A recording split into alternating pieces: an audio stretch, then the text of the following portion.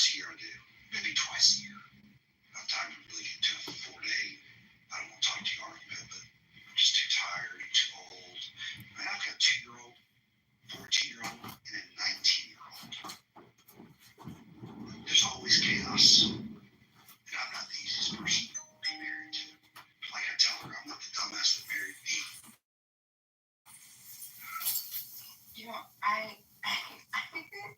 This is really funny, and this may not help anybody. It may help somebody.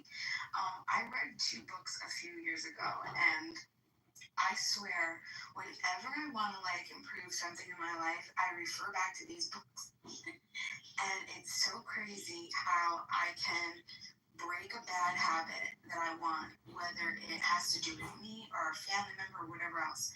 But I just follow the instructions. They're 2 books. They're very similar, but they have different layouts, and they cover different things in the same way, if that makes any sense. It's called Atomic Habits, and the other one is Tiny Habits. And I think if you're a guy, right, you just have to be smarter than your woman stupid. That's something that I like to say to everybody. Just be smarter. Just be smarter than they're stupid. Because listen, we get emotional and we get overwhelmed. And I'm not saying it's an excuse. I'm just saying this as an objective, like an observing woman. We don't understand ourselves a lot of the time because of the emotions. Hormonally, these hormones will hit us. And we're feeling this dread or this anxiety or this despair even before there might not be any change. And then we realize, oh my gosh, it's time. It's that time of menopause period. But even when you're aware and you know that you're in that realm or in that theme, you don't know how to fix it, right? You could try to balance, you could do supplements, you could do methylation, and that's all fun, and that might help, right? And exercise and all that stuff. And I would encourage all of that, right? But a lot of the times, you don't. It's just what it is. And then you're going to have to go through menopause. You're going to have to go through a lot of stuff. So, back to the point. Atomic habits and tiny habits. Be smarter than her stupid. If, you guys have kids, go through these habits and find they're very specific. It says make the bad habits harder to get to, make the things that you want to change easier, just make them very salient, very easy to access. And so you gotta think and you gotta work around stuff. So if it's dinner time, make it a point to clean up dinner, help get the kids on the night that you're wanting, right? Get the kids ready for bed. Don't ask, don't wait, just do it. Get everything all cleaned up. The bed, make sure. I know this is funny, but I know that this is for a lot of women.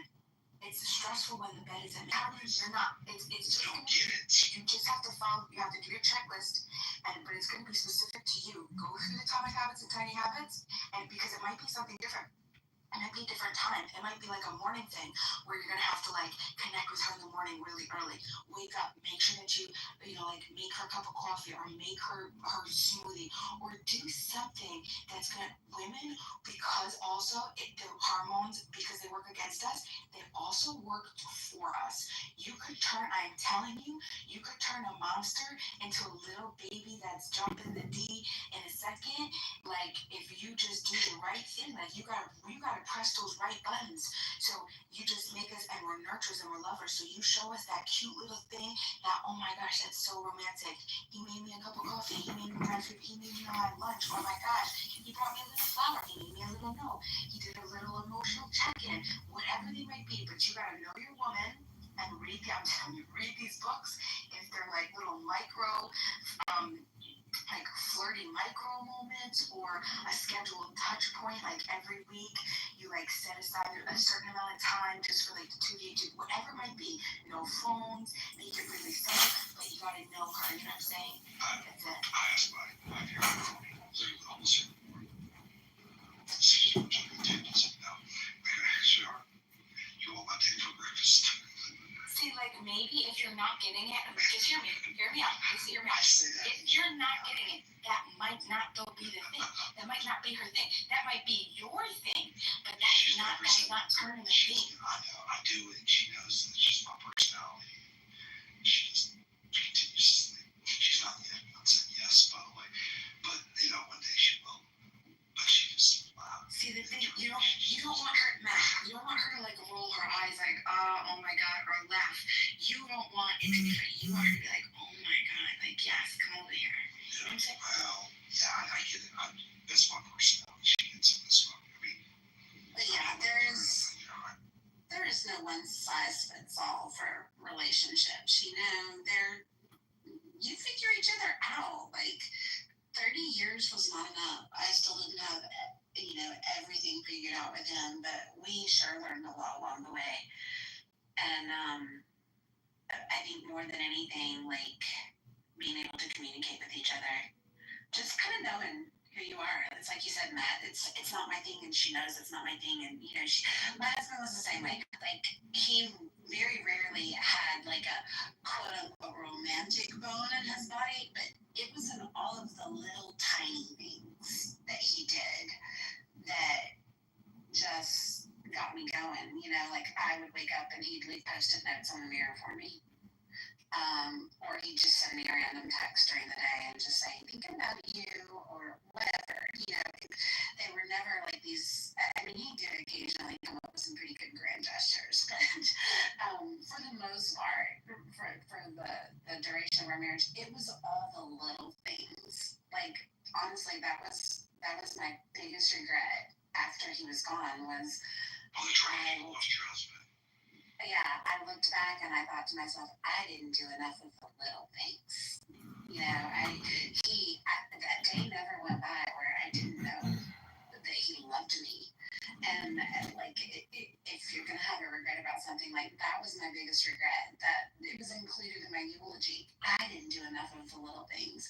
He loved hard in all of the ways that mattered.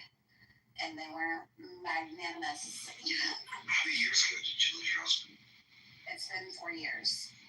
I produced a show in Nashville. He's a big songwriter in Nashville. A show, it's funny, it's about mental health, but with the focus of grief. Mm-hmm. Brad, the host, he wrote a big country music band. He sort of touched him once. Wrote Red Solo Cup until he can. It was everybody in town. We had guests from Sheryl Crow, a bunch of people. Some other people. It was a good show. Good. All good things. This is grief, and Brad lost his son 5 years ago in Vietnam. So we hosted big songwriters and also spouses, took wives and husbands, all spouses. And it's fascinating to hear these men. And about a fourth of these guests were real intense grief episodes. And it's amazing to listen to these people, how strong they are. Just a few years or even decades of how strong they are when it comes to the grief aspect of things.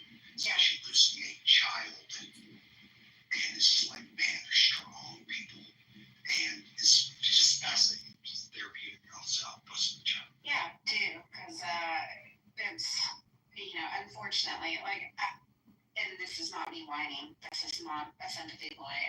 Because, for the most part, I've led a very charmed life. I had an idealistic childhood, wonderful parents who are still living.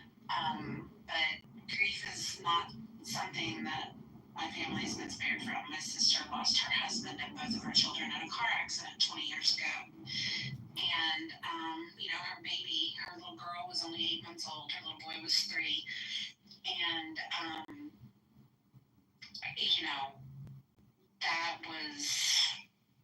that was like a really, really pivotal moment in our family. And a lot of what we went through with her, I think prepared me for what we were going to go through with my husband. I learned a lot of what not to do. And how to manage it, how not to manage it. Right. And I don't know. I don't really believe in that comparing grief stories game. Because everybody's. You can't. There's no. Everybody's story is. Yeah, it's different. Everybody's story is different, and tragedy is tragedy. It doesn't matter the magnitude of the loss. Like it impacts people very, very differently. So I think it's a very dangerous game to play. Well, I suffered this, and I suffered that. My sister, she went on to have an amazing testimony. She went on to help families that lost children. do me a favor, please. And I really did. I posted that in the chat.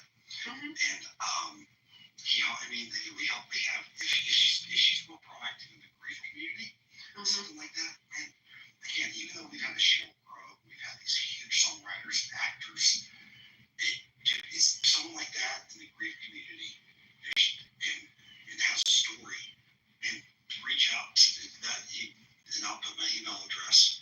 I don't know, we've flown that girl that abducted in plain sight. She was abducted twice as a teenager. It was a big Netflix show. We flew her in through Utah.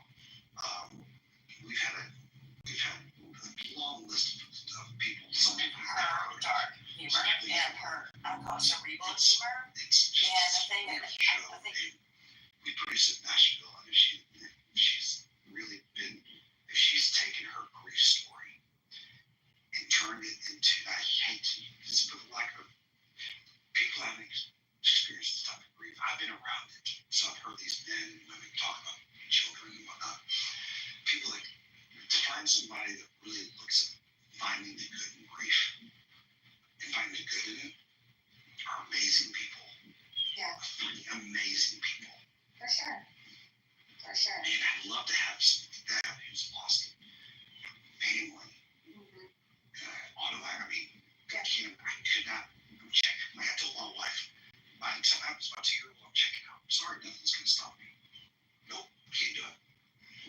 So to think that I have that terrible attitude, even with seeing some of these people who, a child was murdered, his child is a big songwriter, a bunch of big songs, y'all, but in Casey Beathard, his child was murdered in downtown Nashville with a knife. He stepped in a little fight to break it up.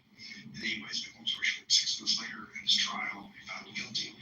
He just said, he told his person who murdered his son, I hope you get to know Jesus because you and my son will be best friends one day. When you find, if you make it happen, per se, to say that to someone who murdered your child, it's pretty damn powerful. Yeah, my sister actually, there was a trial for the man that hit them. He was not under the influence or anything. It was honestly a tragic accident.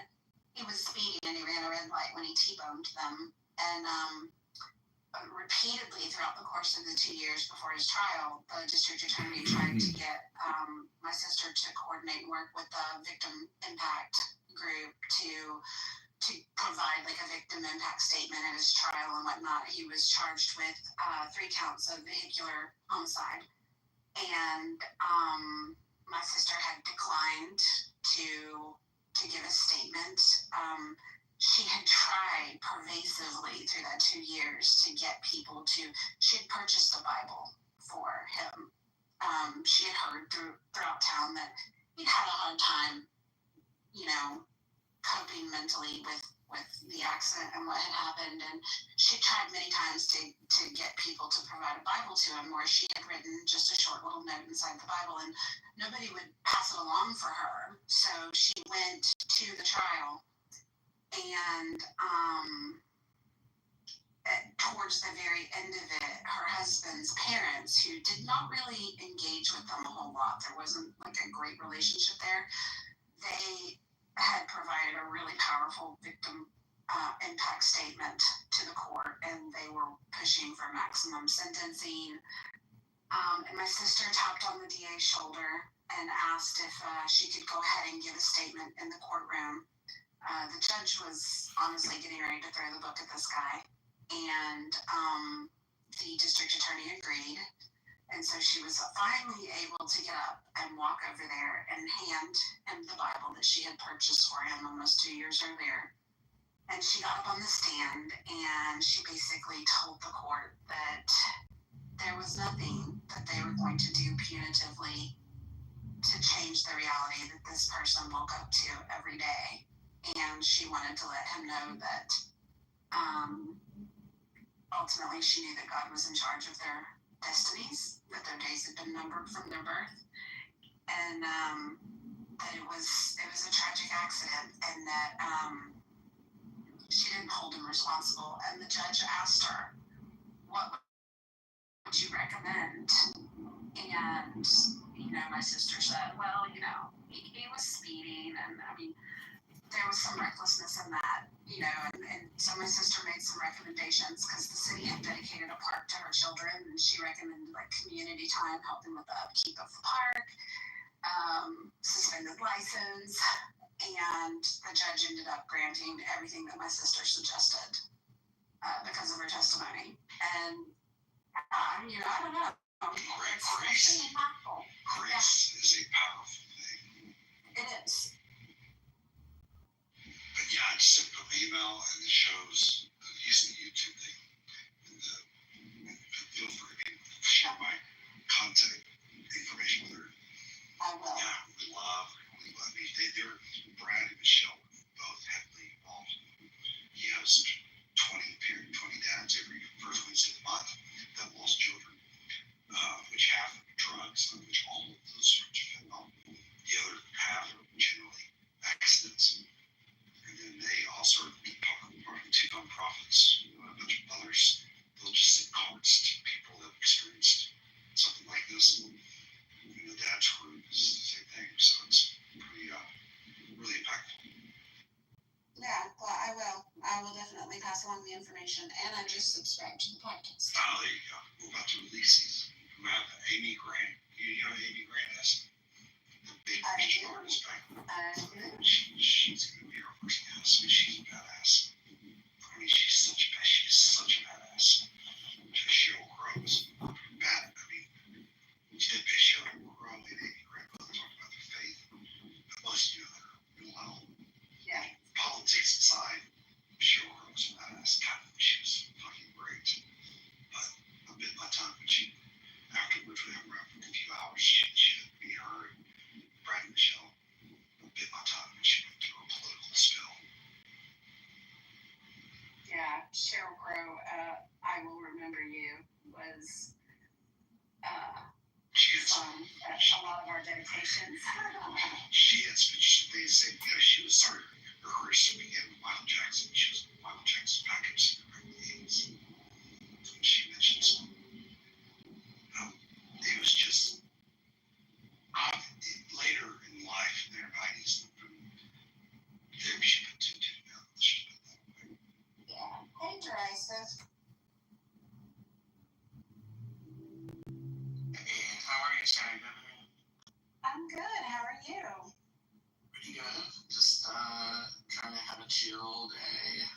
My work week was pretty brutal, and I woke up with a headache, but it's relenting now, and I'm just gonna take it easy. How about yourself? Doing pretty good. It's Saturday, so I'm happy. Yes. I like those weekends. You should join in the month, Derisive. I just did. I just clicked the button to do it. Good deal. I'll let go. Go ahead. No, go ahead, Matt. I was going to go this far run. There's one guest coming up. It's about the end of September. And he backed over his son. He shows up a baseball, batting cage. Son gets out of the truck. Son out backs over. Why he's doing it. And then on social media, Aaron's on. If you Google this guy's name, and you start chasing the rabbit, like this guy's a fucking asshole. He killed his son, all this stuff. And Aaron's like, so he spoke out for the first time about it. Just, April, when we did this episode. Well, 2 weeks later, the ex-wife gets arrested for hiring a hitman to try to kill him. What? Which is the follow-up. That was obviously going to be the follow-up because we brought him back. Oh yeah, crazy. You see, back to women, y'all can be crazy. I know. Women are the craziest. All right, y'all have. Got those hormones. I know, right? Well, if you do reach me, share my. I will. So there you go. All right, I'll talk to y'all later. All right. Bye. Bye. Hired a hitman. Yeah.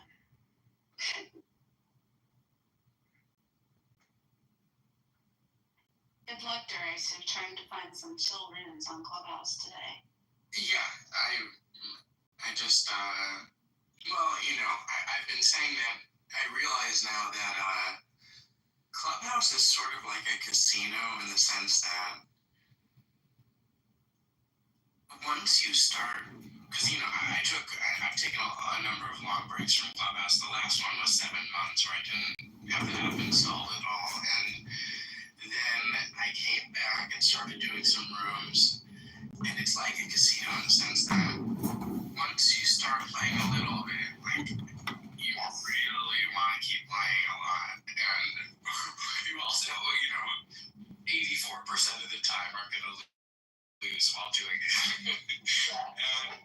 So right now, I was just like, any room where they're not yelling at each other is okay for me. I don't care what they're talking about.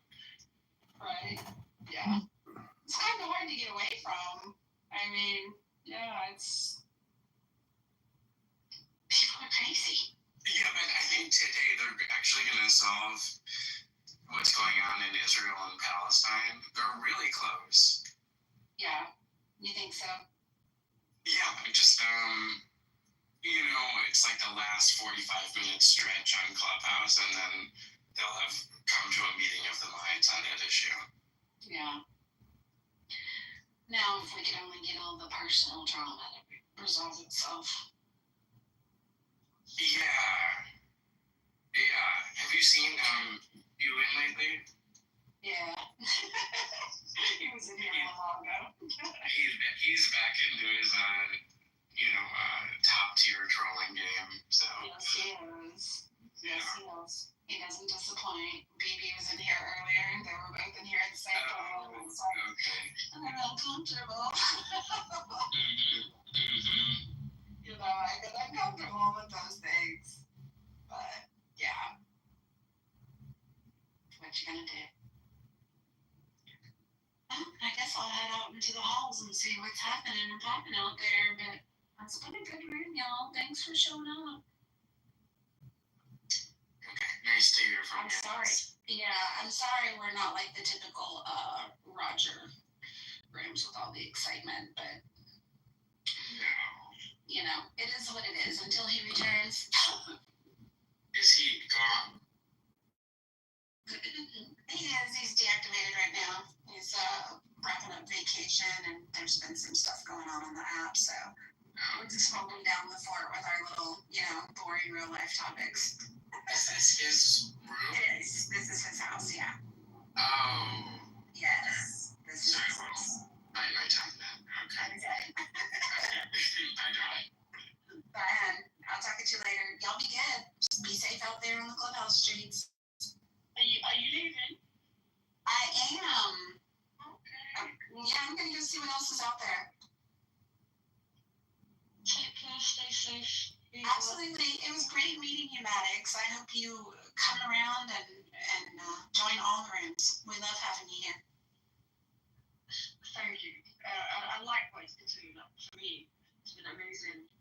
Like meeting you guys, hearing y'all, talking to y'all, texting y'all. It's been phenomenal. But catch up soon, yeah? Absolutely. I'm sure we'll have more rooms later. Cool. I'm probably going to be there for it later, even, yeah? All right. I'll join the group, so I'm going to get a notification if there's any rooms. You will. Yep. So, yeah. Until then. Perfect. All right. Bye, y'all. Ciao for now. I don't know why you're coming back. You're the one that say you want to hold somebody's mental health.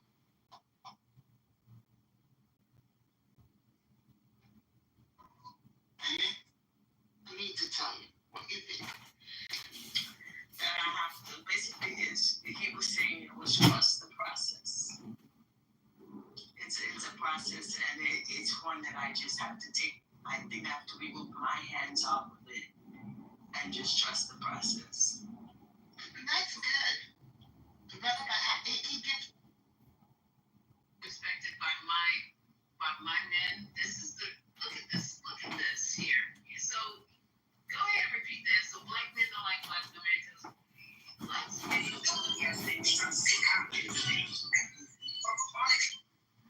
This is just what I've heard, like listening to black media talk about black women.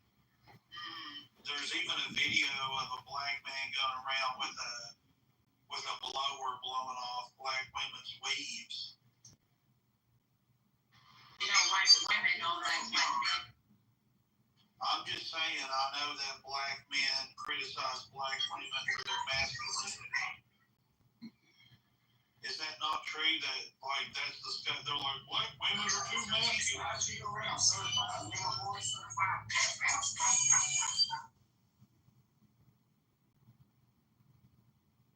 I don't think white women really wear wigs. They actually do. They wear clips. They wear wigs.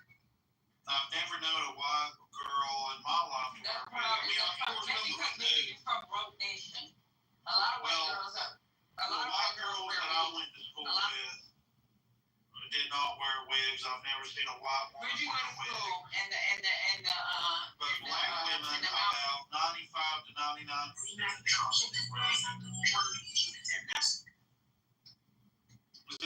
Is this what you want me to just be playing music? Like, what's this dude doing? You said you ain't like that. What I'm asking you, you're not answering my question. Do you want me to play music?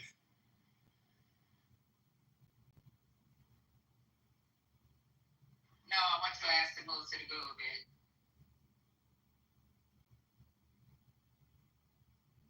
The fuck is going on here? And they ain't gotta be registered. They something they won't watch. I mean, you never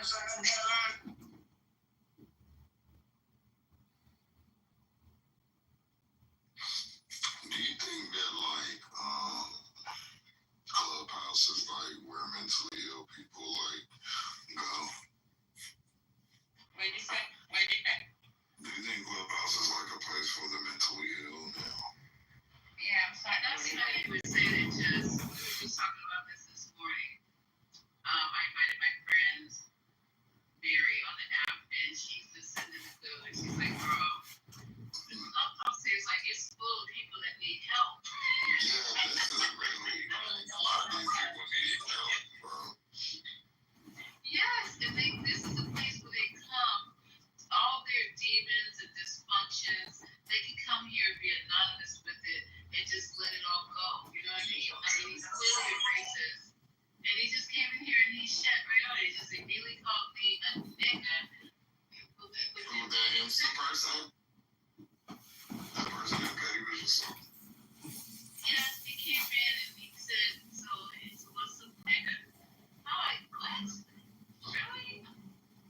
He said that black men gave him the permission because it's a term of endearment. I had to go on. I mean, no, I'm going to go through this story after this because I might lose my fucking shit. But yeah, he said, yeah. That's what I be saying, y'all. Violence works sometimes. These niggas have not been smacked. I mean, like with the whole hand, like, you know, when you take a smack like up in the air and bring it down, like, pow, shut your ass up. Use the back of the hand too. Man, the fuck wrong with you? The fuck you mean, nigga? That never happened. The white boys that I've been around, they ain't got pop, so they already know. You know, they ain't got no fire slapped out of them, so they do that.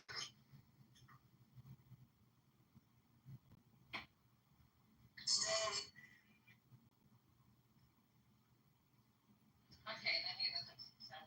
Come on, Belle.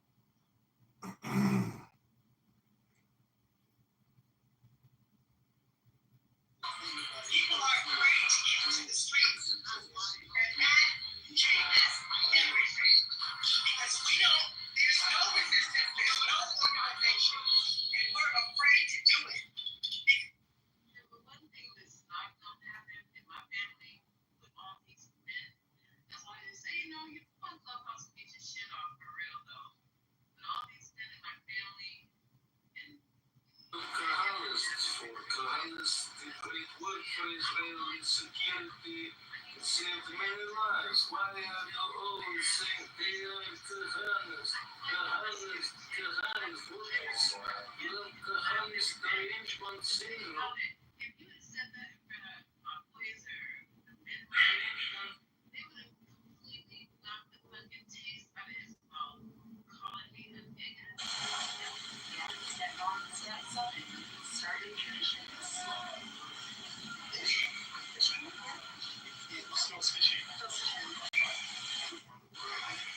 So if you get locked up, we gonna make it 10 times harder for him in prison. I'm literally trying to work here. Whose career is this?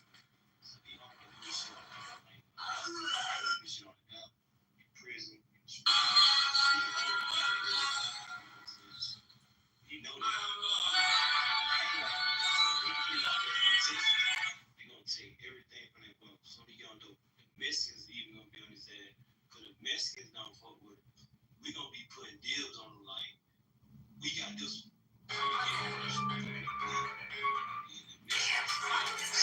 white person. It's been you know, we passed them even the hardest white dude you ever seen gonna get fucked up.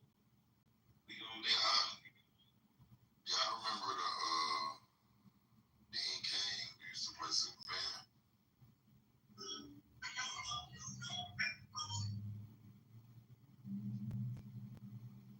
Yeah, I don't remember him.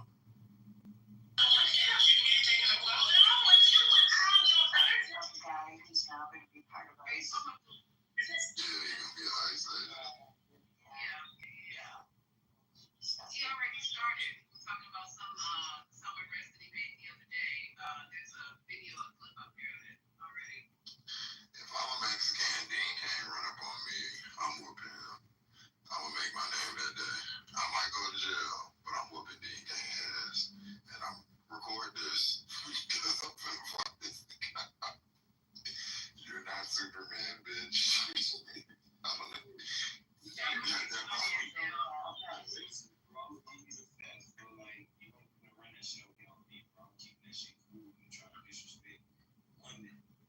First off, that's already a no-go. And then that's kind of disrespecting me. I'm here. And you cut that shit out, cracker. Like, I ain't even trying to call you no cracker, but you playing the wrong game. Ain't nobody trying to do that lame shit. We heard that shit too many times. You know.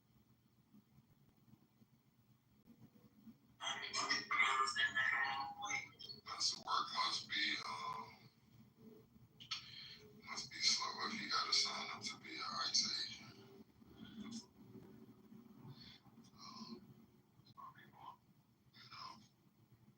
Too good. He couldn't like do no episodes of SVU or nothing.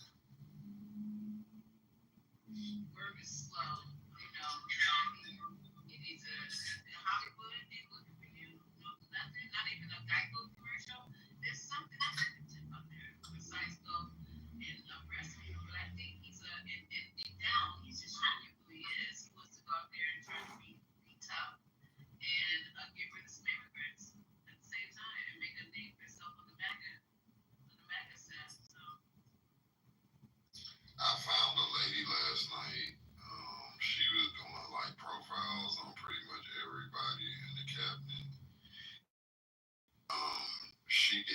She did hit a profile on Stephen Miller. Yeah, have y'all ever seen his wife? yes, I thought she was having an affair with Elon. They accused her of having an affair with Elon Musk. Yo, they said the wife is terrible. They was giving they was like, I forget what school she went to, but they was like, she's a psychopath. You know, she is a really, really mean, hateful person.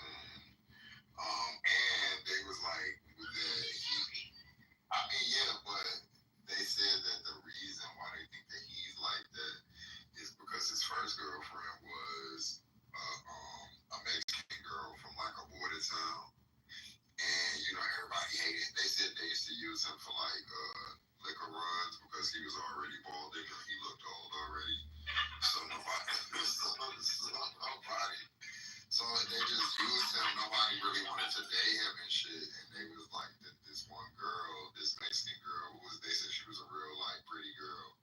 She dated him, but like I guess they were saying she felt sorry for him. That's kind of why she dated him. I guess she did. The more she learned about him, she was just like, she couldn't deal with him either. So she ended up ghosting him. And they say that they think that's part of the reason why he has like this big heart on for like Latinos out here and stuff. And then he got with her. But what the reason why I brought that up was because she doesn't look white. She looks like she's like really dark. And has dark hair, very swarthy. So I think he likes like Hispanic women. That's what I got from that.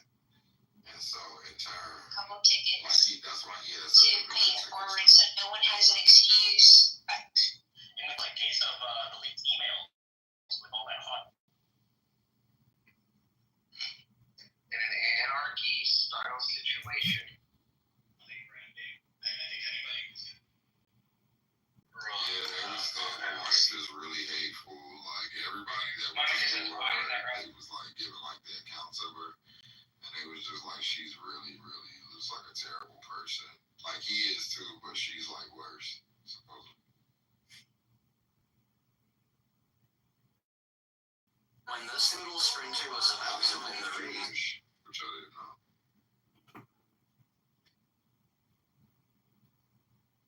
Couple tickets. Couple ticket.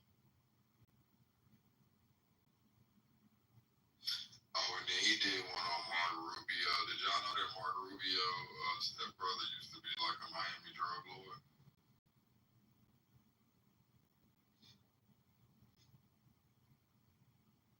And he was staying with Marco Rubio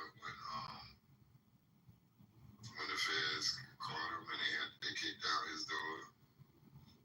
And then he sent a special letter to the government to give him a license.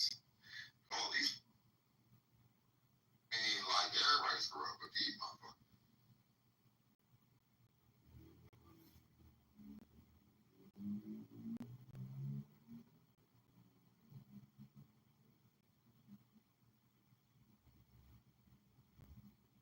You guys discussed the fact that a Bruno Garcia was let out for like homeless. Talk about that. Not this morning, but we talked about it yesterday. You know what, y'all, he needs to get his passport. Did they give him back his passport? He needs to go. Smack him out, dude. Come on, dude. I don't know how to smack it out, but Grego needs to move. If they gave him back his passport, he needs to go to Canada because they are not going to let him live. So, No, that there's is one my thing to recommendation. report. These crimes against the Syrian people. I don't remember which one I read this morning. So he can't go to Canada? Yeah, I love how America does this. How there's always a big I'm just saying he needs to leave. Yeah. Because they go try to deport him ASAP is what the reports keep saying. But he's on home arrest and he's walking around with a thing around his ankle. I don't think he's going to be able to pack bags. He's on house arrest. Okay, I'm sorry. Right, okay. And so they're threatening now to deport him in 3 days to some other horrible place. I don't know.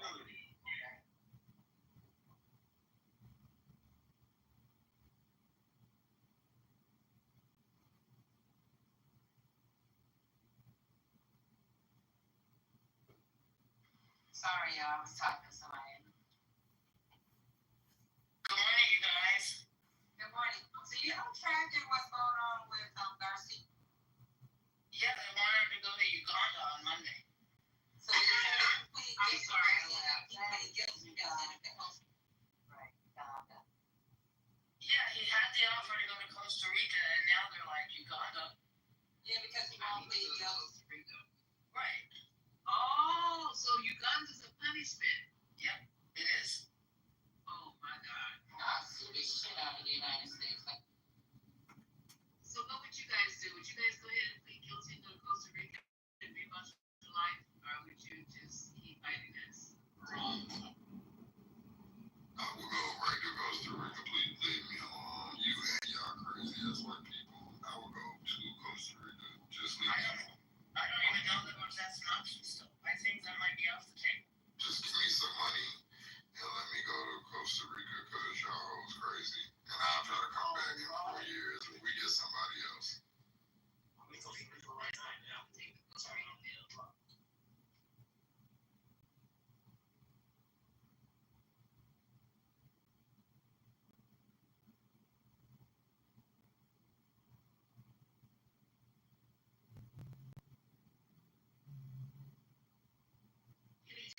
going with him to Uganda? Or is this just him being deported into some unknown hellhole prison? My take is that it's probably another helpful person. I don't think that they're giving them any choices. I think they let them go home for a couple days before they're going to be on again. That'd be fantastic if you could just get the hell out of here. I'm not sure how you can do it. I don't care about this. Do you care about this? It's interesting to track in case something happens, you know, so we know how to move. I mean, Why don't you care? I mean, that's what you do, right? You mean what you're saying is that you don't care? Obviously, you say that you in good hands and believe in what you need to believe in. I'm cool with that. I think you're doing it right.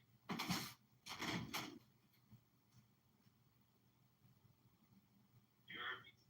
well, actually, and it's interesting that he says that, because this is where our country is going to. Right. Is that this individualism. I don't care about what happens to you. It's all about me. And fuck it. I think this is where we're going. I mean, I get what he's saying, but I also feel that we have to be cognizant of what's going on around us and who's not being given their rights or whatever. Because it was him, and now it's us. Because I was saying the same thing like when we were talking, and now look what's happening. It's a concerted effort to erase Black history, and now I'm in the spotlight. Now it's me. So I don't know, bro. I get what you're saying, and I appreciate those words, but we need to be hyper focused on what's happening in our country so we know how to move in it, right? You agree? Hey, I was looking up y'all room and there was somebody else trying to steal y'all name. Like, I tried to find, publicly correct. And it was somebody else with the same name trying to steal y'all. So, Politically, not publicly, is probably correct. yeah, politically correct. I mean, I'm not, trying not to learn. I can learn from you. You smart and stuff like that. I mean, like, it's sometimes like when you're not in like the nurse room, you might not know what adversary is. You might not know certain words in the room, so it's cool. But like, I don't be in like the government, like White House and stuff, so I might not look up them words. I might look up a different word. I can tell you about modest. You know what modest means? Yes, sir, I do. I want to help you. You know what I mean? That's empathetic. Okay. I think you broke the word down pretty good. That's good. I believe. How old are you? You sound like my son. Are you in your 20s? Are you in your 20s? Yeah. Yes. Your 20s? Yes. Interesting. Your age group these days are always chilling. I don't worry about nothing, man. So I just know about what I'm doing. So we might be both the same age, but I'm doing something else and he's doing something else. I don't know what he's doing. Who's he? You know, Who's he? well, you say my age group, you put me in a group. Oh, no. I'm just, okay, yeah, I don't know. That's what I tell women when they be talking to me on the phone. Like they be talking about men is so mean and doing this. I'm like, don't tell me about no man. I don't got to do it. I mean, tell me about no dude. I'm not your best friend. I'm not your gay best friend. I'm not gay. How you know? Be in that situation. Oh my God, I wish I was 20 and 2025. This is hilarious. I mean, y'all do great. I swear to God, I wish I could go back and just be 20 and 2025 because y'all You was already 20, so you already know stuff. Nah, see, when I was 20, I wasn't speaking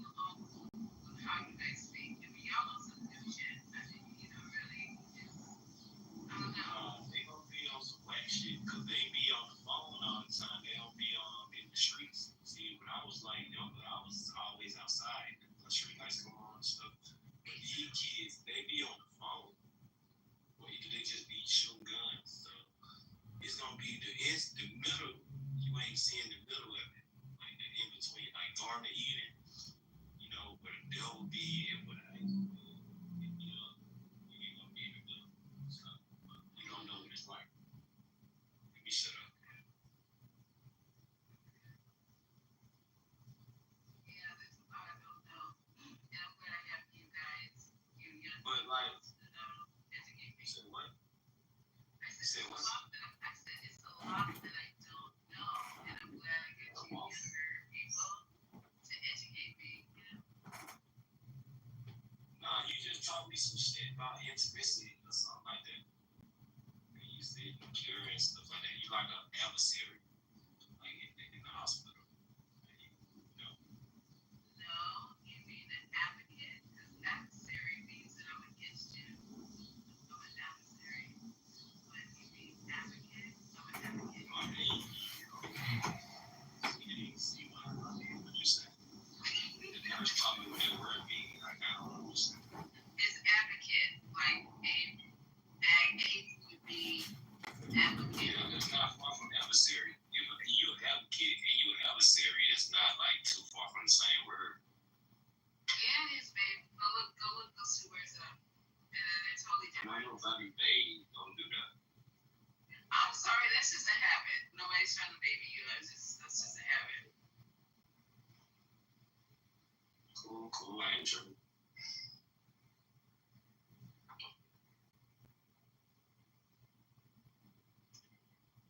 Wherever you go.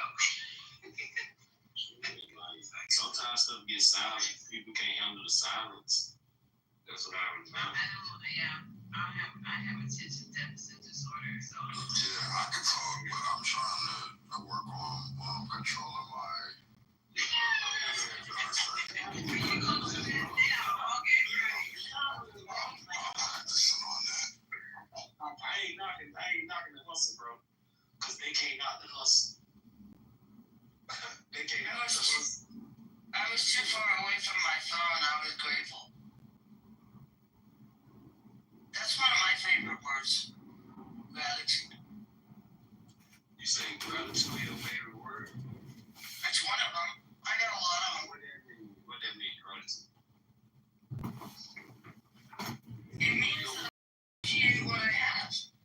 I appreciate the blessings I've been given. It means so the root word. Great. You break it down. Yeah. Words are really important. Knock you down for what you saying, like it's cool. Like No. No, words are really important. Well, we have someone in this room that's a wordsmith. Yeah, you should come back one day when she's in here because she's really good at breaking words down. who you talking about? We have someone that comes in this room who's a wordsmith, and she's really good. She's a linguist. Do you know what that is? Before I talk about that, I'll ask you a question like who that is. If you said somebody's name. I don't need to know. I don't need to say their name. They're not here. I don't like talking about people's names when they're not here. I'm not saying nothing bad though. You just saying like they smart. I know, but it's not necessary. But it's not necessary to name them. If they hear, how I'm gonna know who they is? Well, when you come back, she has a real doctor by her name. Okay, that's fine. I ain't tripping. Yeah. So, and she's really good with words. I'm just letting you know. She's really good if you want to learn. Yeah, I know somebody that help you out and do all that, but I ain't gonna tell you their name. Cause they. Where do you live? Are you in the south or the west or the east? Where are you located? You don't have to tell your exact location, but are you the south? Are you the east? Are you the northwest? Where do you live? Is you trying to see if I'm gonna lie to you or something? I mean, I got it in my bio. I didn't even get it. I'm driving, so I didn't get a chance to click on your bio. Oh yeah, I can tell you. Don't look at it if you driving. I'm in Birmingham, but like I'm like one out of one. You're not gonna find nobody in Birmingham that's moving like this. So you'll be fooled by a lot of images. You'll think everybody the same, but they not. You'll think everybody the same, but they not. You know, I'm just intrigued by you, Birmingham and Mississippi and Tennessee. Don't be intrigued by Memphis. Because of Memphis, I've been to Memphis. You know, I'm from Birmingham. I've been to Memphis, and it's not what you think. The day one when you show up, it's not gonna be what you think. So don't look out.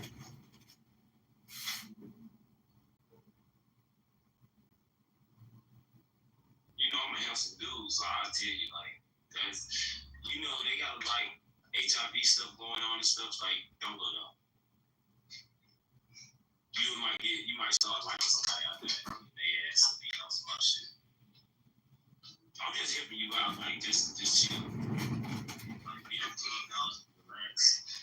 Make sure you ain't out there getting caught up in no dumb stuff like that. What they do. Y'all should see my face. I mean, we really have to get on the point where we can be streaming. Yeah, I don't think I wasn't going out there to find a mate or anything like that. So it's just interesting.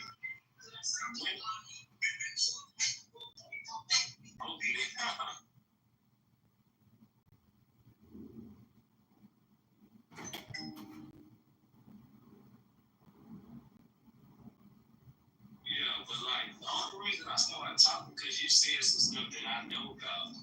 Like you said that dude was saying nigga and stuff. And I'm like, I play NBA 2K all the time. And the white folks they get on NBA 2K, they come a dime in a dozen. Like sometimes you'll find some cool white people. But majority of the time, when I play a video game, I find some people saying nigga. The first thing they say on the mic is nigga. Like they don't do nothing else. And I've been playing the game for like 3 years. But I'm gonna start playing it soon. And I get some other shit going, but I be talking shit to them. But the black people on the game, they help the white person. And I just be outcast as fuck. And I just talk shit to all their ass. Like I be 4v1 in their ass. They be quitting the game because I be talking so much shit. And like I'm on Clubhouse and shit. What are we talking about? I'm putting you on game. That's what we talking about. Like you don't play 2K. Like this is just a learning thing, so you won't have to go through. Like if you was to cut on the game and play it, then you would see it. But if you don't want to cut on the game and play it, you ain't got to see it. You can just like, okay, this is what he said, so this is what it is. And I already know what's gonna happen if I cut that shit on. So you cut it on, you're like, oh, I know how to move already. You can't even play me. But if you sit up in this bitch and like a nigga ain't saying that, you cut that shit on and that shit start happening. You gonna be like, damn, you calling me a nigga? You know what I'm saying? You're gonna be in that situation. And then you're gonna be another nigga have to come through, try to talk shit for you, or you gonna be talking shit, but you a woman, so it ain't gonna hit the same. They just gonna use that shit as like you know, they gonna use that shit. Cause it's mostly dudes on that game. That's all I'm saying. The male nigga. I know this nigga.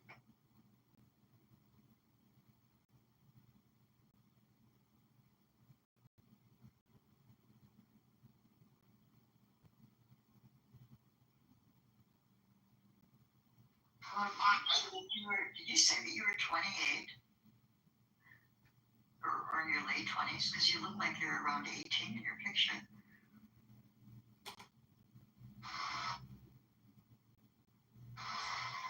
did want to play this clip real quick. You know, what they've learned about the transcript. Give me a sec.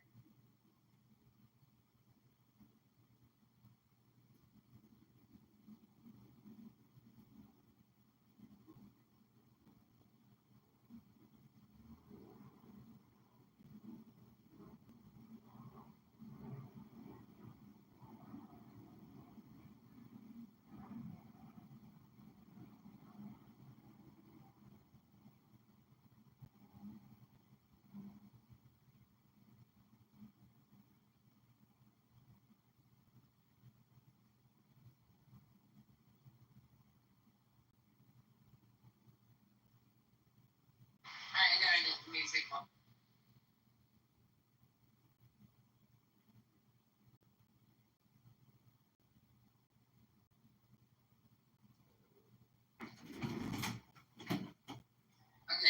a chance to listen to them. But we do have a bunch of transcripts that the audios, and we're not gonna be able to play them till later.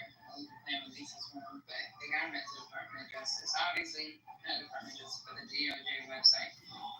We go ahead and play what NBC News has as far as what they've heard and what they've learned. Ghislaine Maxwell, in her own words, describing her interactions with President Trump decades ago.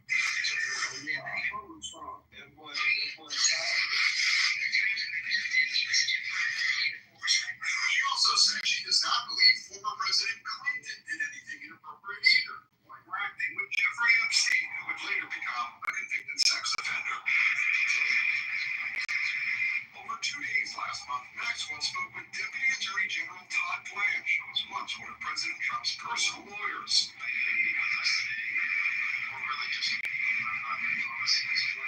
The White House has been facing mounting pressure to release more information about the investigation into Epstein, who the Justice Department concluded died by suicide while awaiting trial in 2019. Conspiracy theories have swirled that he was murdered to cover up a client list. Did you know the existence of any such list? Maxwell was asked about what she thinks happened. Still, she insists that Epstein likely would not have been targeted by someone outside the prison. Maxwell serving 20 years as Epstein's co-conspirator in the sex trafficking of young women, though her attorney says she's innocent. Also today, the Justice Department turned over the first batch of its Epstein files to Congress in response to a subpoena.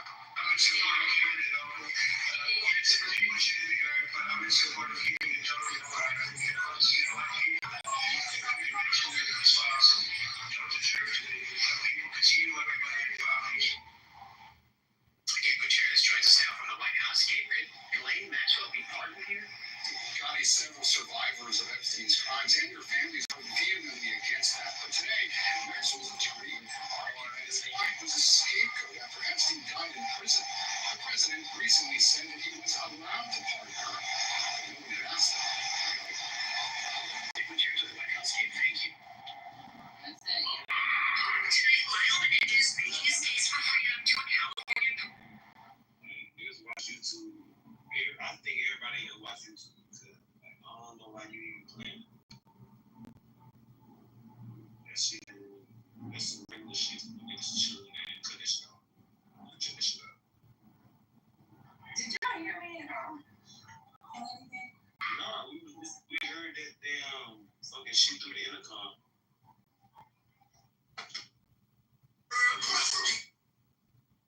The intercom, that's what they have at school, guys, the intercom.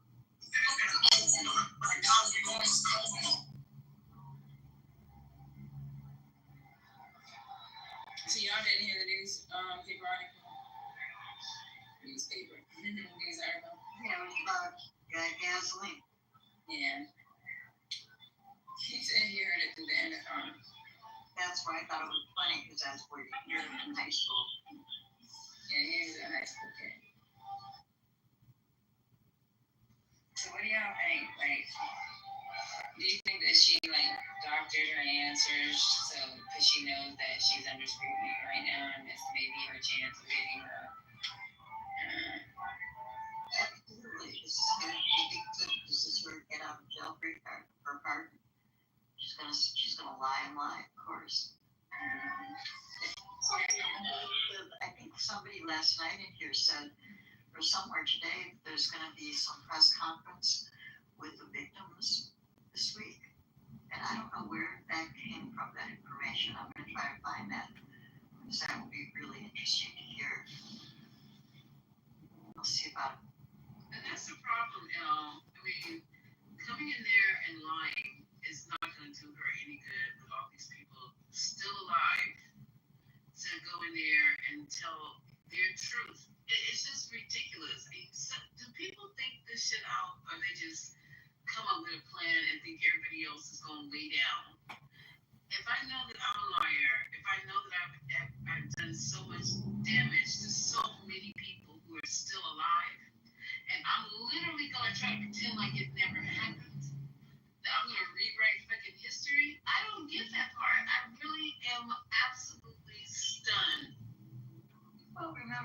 well watching him do it. So, when the guy in charge is doing it 24/7, it's pretty easy to think, well, I'll just do the same thing.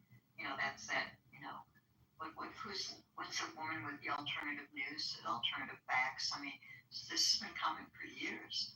So, yeah, they figure may as well just say, well, I didn't see anything, I didn't hear anything, I wasn't there. It doesn't matter. There's no reality. But that's why I want to find out about that press conference, because I would really love to hear them be able to speak.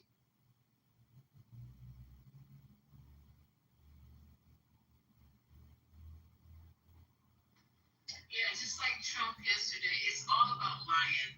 It's all about who can tell the best lies and what lies can be believed. Because he straight up lied yesterday when he said that he didn't know nothing about the raid that was going on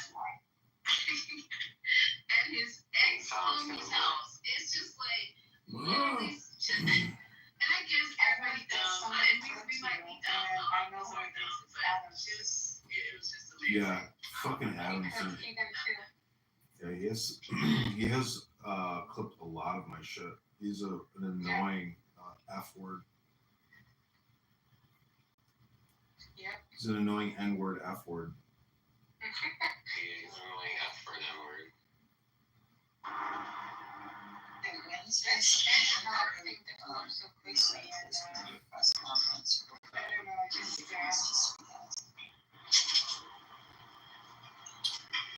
Side note, Southwest Airlines will begin It's okay. It's all worth it, because I'm filming all this. So, like, when Adams gives his little speeches with his Darren the Hood detail, and he's giving me a lot of content, I'm not wasting my time over here. I'm filming everything all these idiots say. They're also going to have people purchase for their baggage. If you bring extra baggage, you're going to have to pay for it. I know. They're crazy. They're just going to implement a baggage policy first. For example, you're gonna do what? They're just This one person, he said, I never done somebody that is not true. they doing away with it. Yeah, so free carry-on. So now you have to pay just like everybody else. Did you know, Justin, For the rest of my life. I love Southland. They got started flying the Texas Triangle, Austin, Houston, Dallas, and their advertisement in the 70s was, if you were to take a trip on any of these airplanes for the Triangle, you would get a $30 ticket and a handle of premium liquor. Until the TABC, or Texas Alcohol Beverage Commission, was like, hey, you can't actually do that. But that was how the airline got started, advertising premium liquor for people.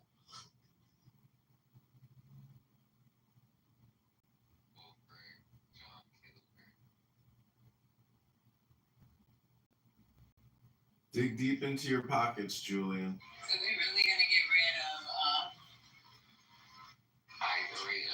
So you don't care about the fat people having two seats, just fuck that. That's the carry. You only give a fuck about the carry-on. I mean, I don't know what to think about the fat people having to buy an extra seat. I would like it if they didn't have to. It seems like it'd be a better way to operate it.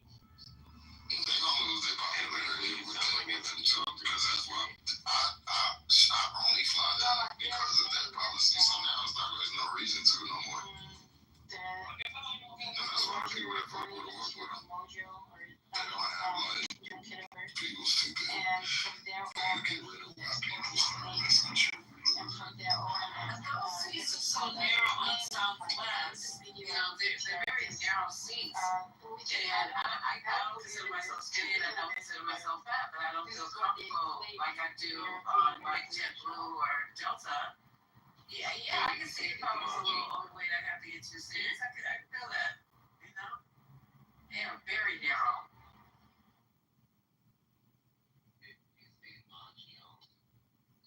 Are they being accused of being discriminatory by charging for the second seat if somebody's obese? Or What really upsets them all is when I do these fundraiser rooms and people are actually donating. It drives the haters crazy. And then certain airlines also have a policy that makes Do it not purchase donate two if seats. you want to get I'm close. just not Do sure not which donate. ones. Bitch, shut up. Like anybody cares who any loser is on this app as if it matters. One person is trying to organize and bring some glory and But anyway, on it was the original some order story to that you're the gonna have to clubhouse start paying for streets, your, and it's just a ghetto. This is literally a ghetto. I didn't hear that part of it. Well, the original story was that overweight people were going to have to pay double the seats, and then I said they're also having to pay extra for their baggage. Like, you bring on one free check-on, but after that, you're going to have to pay for it. I think that's the way it's been. You can only have one free bag you can carry with you, and anything checked has to be paid for.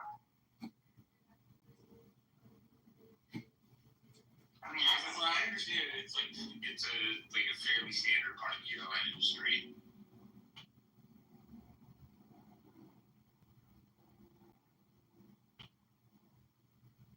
So what are we talking about here, Lisa? What's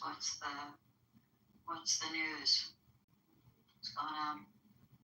Y'all, hanging out with y'all. I'm on a little extensive drive here, and I thought I'd come in, hang out with y'all, and find out what's happening. When I went to sleep last night, it was all about this nonsense, basically dealing with what was going on down in D.C. My whole room just went left about it. So I'm hoping as of today, because he said today he was going into Chicago. That's what he said. So, I guess he's done tap dancing and clowning in D.C.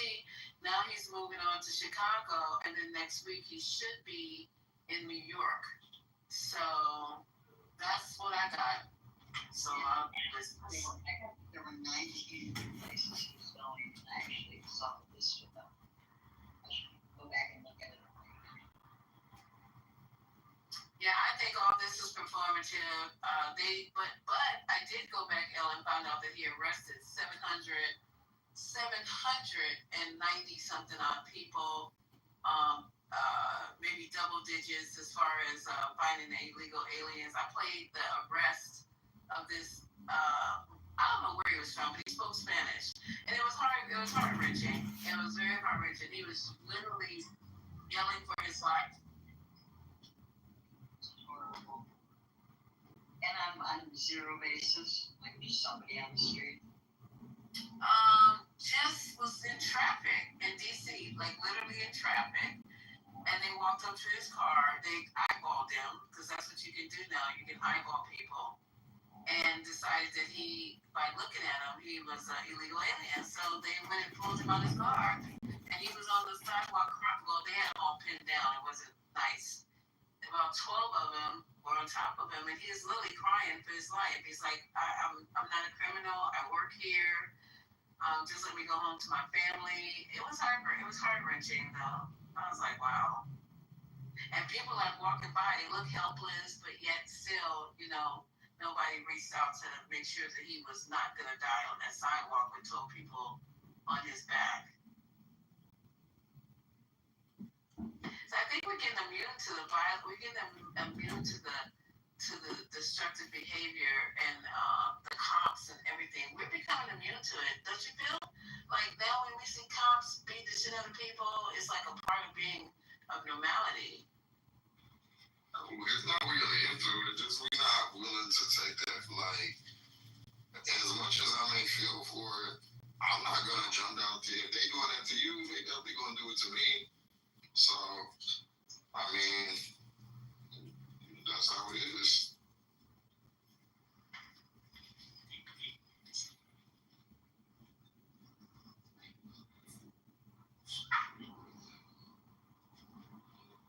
Jeff, I think they're banking on that. This is, it's human nature. I agree, but I think that's part of their master plan. They were banking on just the fatigue of it all, and nobody wanted to get involved. They're going to jail. We just walk by it now. It's like I ain't get involved in that. I'm not, I don't want to be involved because I don't want to put myself. And I'm exactly that person right now too. Of course. Hey Lisa, I just dropped an Instagram reel in the chat. This is what's going on in LA, in Linwood. I know you're driving, so you can't see it, but I want you guys to watch it and listen. Listen to what these men are saying to people as they try to arrest them. I don't want to say any more than that. I want you guys to go out and listen to this. And I'm boots on the ground every morning, as you know, doing what I don't want to say what I'm doing. Anyway, just listen to this. So if you think this might be performative, being down out here, I honestly don't think it is. I really think they're gunning for everybody. Anyway, that's it. Just listen to this Instagram. It's so disturbing. But when I say the performative, like he's doing this in the fashion by which the outcome I don't think is performative, no, but the manner by which this is being done, deploying troops, ICE and having people come and join as independent contractors, more like bounty hunters, all this kind of stuff. It's just it's extra. It's extra, and I think he's doing it to be performative, to show the MAGA people how purportedly strong he is and how he's a leader. And down there on the level, on the edge of being a dictator, I think he is a dictator. People think like this is like a dictator. No, it is dictation. And what are we talking about right now? This is someplace I don't even recognize, El. I mean, never. This country, I don't recognize it anymore. I don't recognize anything about this country. Some of the worst case scenarios we've been laying out for months, they keep getting worse. The worst scenarios are not the worst scenarios anymore. They're all the way there. I think we're all the way there. I mean, we're beyond it.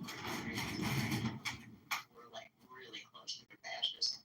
And I looked up what the difference was, and it said that one of the defining differences is when the military is used, then it starts to really get close to all-out fascism. I mean, if he ends up putting troops in every city, it's over. Game over. I mean, I don't know what's left. I mean, you want to live in anywhere there's, military vehicles and I'm not going. He already kind of, he's a Republican, but he ain't going.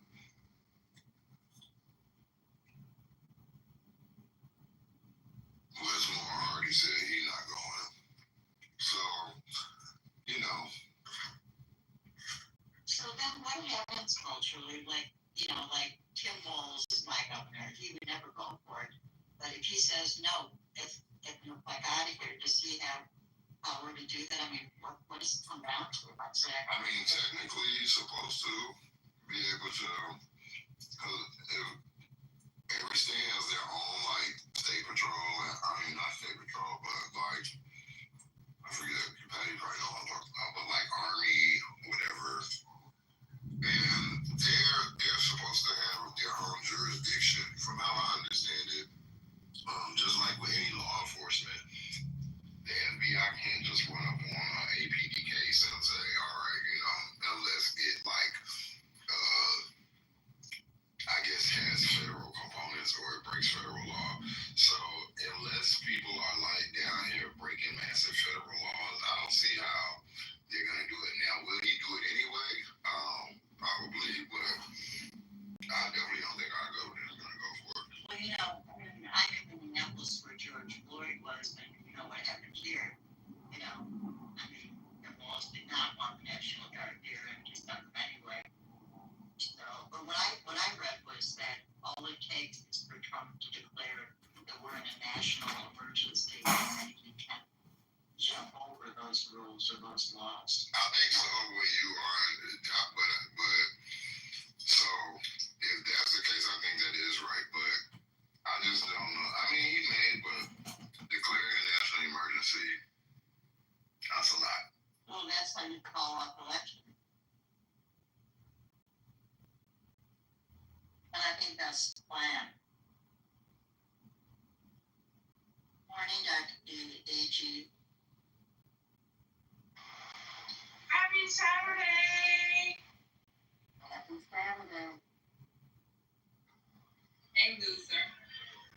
Hey, Jimmy. What up, y'all? What up? What the hell? I'm just on this side.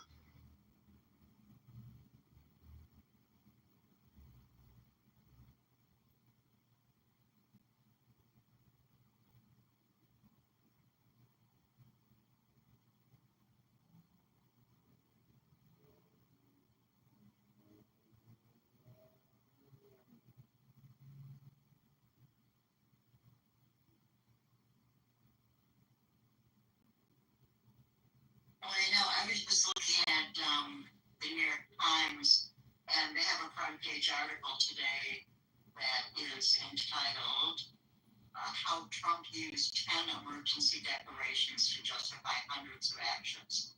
So it says in his 7 months back in office, President Trump has declared 9 national emergencies, plus crime emergency in Washington. And those emergency declarations have been used to justify hundreds of actions, including immigration measures, sweeping tariffs, energy deregulation, so it typically require congressional approval or lengthy regulatory review. So then there's a chart that shows every quote emergency declaration and the actions that flow from each. And there's a whole chart here. I'm going to go ahead and can you mod me for a second and I can just gift it up to the top of the room? Here's what Trump does.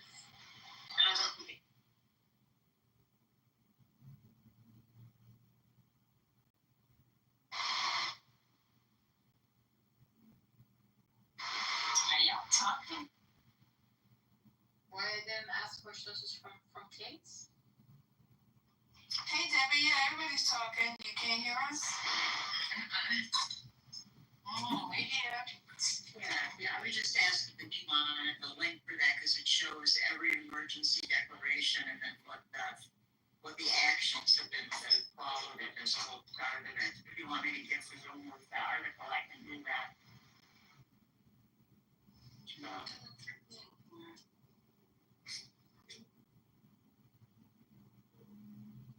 Have y'all figured out how to slow Trump's bitch ass down yet? The what? Have y'all figured out how to slow Trump's bitch ass down yet? No. The CHF is going to do that, Jimmy. Oh my God, is that Gemini? They could be wrong. I just heard your voice, Gemini. I'm like driving. I was like, wait a minute, is that Gemini? What's that Gemini? That's because y'all been working off the app. Get my grind on. Oh wait, I've been missing you. Glad to hear your voice. It's good to hear y'all. I'm just stopping by the show face. I ain't gonna stay long, but I wanted to make sure I came through and say what's up to everybody. That's nice of you to drop by. Grace us with your presence. See what kind of good shit I done missed out on, because I know y'all been turned up in y'all. Oh, you missed out on a lot, bro. You have to come by and you know what's going on out there, so you know what's going on in here. Yeah, I'm more tuned in to what's going on outside. I touched grass for about a month. I'm good. Moving around.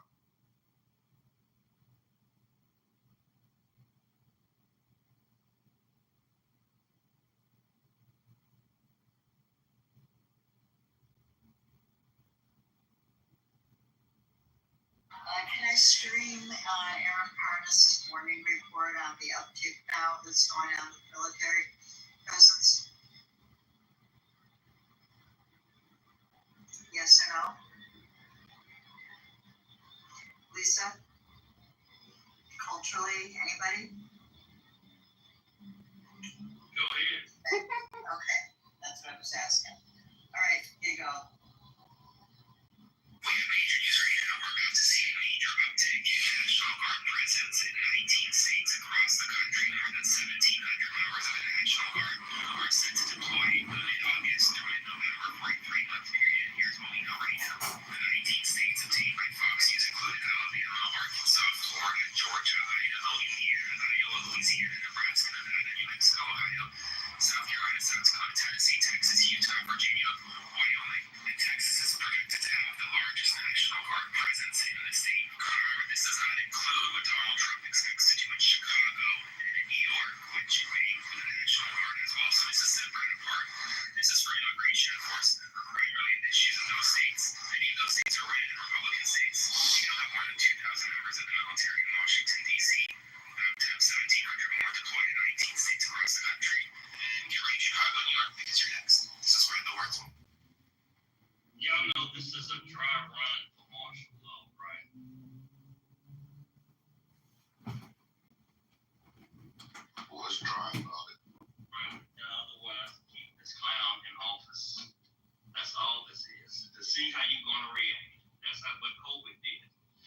wanted to see how you reacted when they said you can't go anywhere, you can't do this, you can't do that. And now they're putting martial presence. You have to understand the United States military is the most lethal force the world has ever seen. They're not designed to wound. They're not designed to police. They're not designed to give a fuck. They're designed to eliminate the threat. The end. And you put something like that and you unleash that on civilians. That's called martial law. Yeah, but they're also not designed to do that to the civilians too. So I think there's a point at which, the soldier or whatever has to make a decision. And I mean, that's yet to be seen, but I don't know that the United States Army is not Trump's Gestapo, and I think that there's enough, I would hope that there's enough people with integrity and just, that understand how American law works, that, they can't be sick on the people of this country. That's, what I think. And that's the key word you said, I hope. See, a soldier is just that. A soldier does follow orders. And when you replace generals who stood in Trump's way like he did, and when he fired them and replaced them with his puppets like he did, those soldiers are those individuals. That was a reason why there was an influx of people who joined the armed forces once he got into office, like minds. So with that being said, a soldier is just that. They're not a robot. And yes, some of them are may question and things of that, but the vast majority of them do not believe they will because they swore an oath to the country. They swore an oath to the president's office. So I don't think it's going to be as. I don't think you're going to see the valor in what you speak of. We have some soldiers in here you can ask them. Well, absolutely. I work with a lot of them. Just is right. It's not going to happen that way. It's not legal. It's not legal. Not just here. International law against it as well. Right? Like, it's not going to happen. If that were the case, they wouldn't, because it's international. They wouldn't be bombing Ukraine, and they wouldn't be bombing Palestinian civilian targets like they do, or taking them out like they do, if it was international. They do that under the guise of a military attack on military and civilian casualties. That's a lot different than direct confrontation. But that's not the U.S. military. The U.S. military is just funding that. They're not doing that. No. The point that I'm trying to make is, he said under the guise, and all it takes is somebody's word. Hey, they're doing this, and I saw it.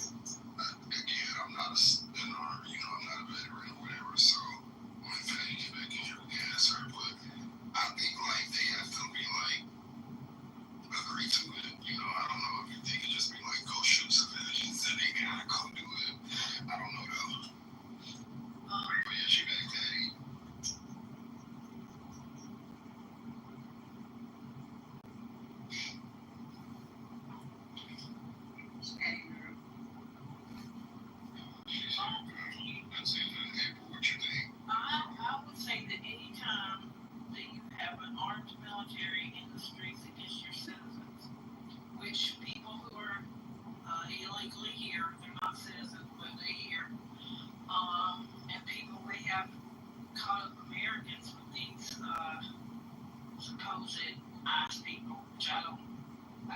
If you will come grab me off the street, I don't know who you are, I don't have a problem. But if you arm the military, put them on the streets, right? Guard, whatever. There's a likelihood, let me just put it that way, of something happening that was unintended, right? At any point, you have somebody armed, shit can go wrong, it can go south. So that would be the point that I would be worried about when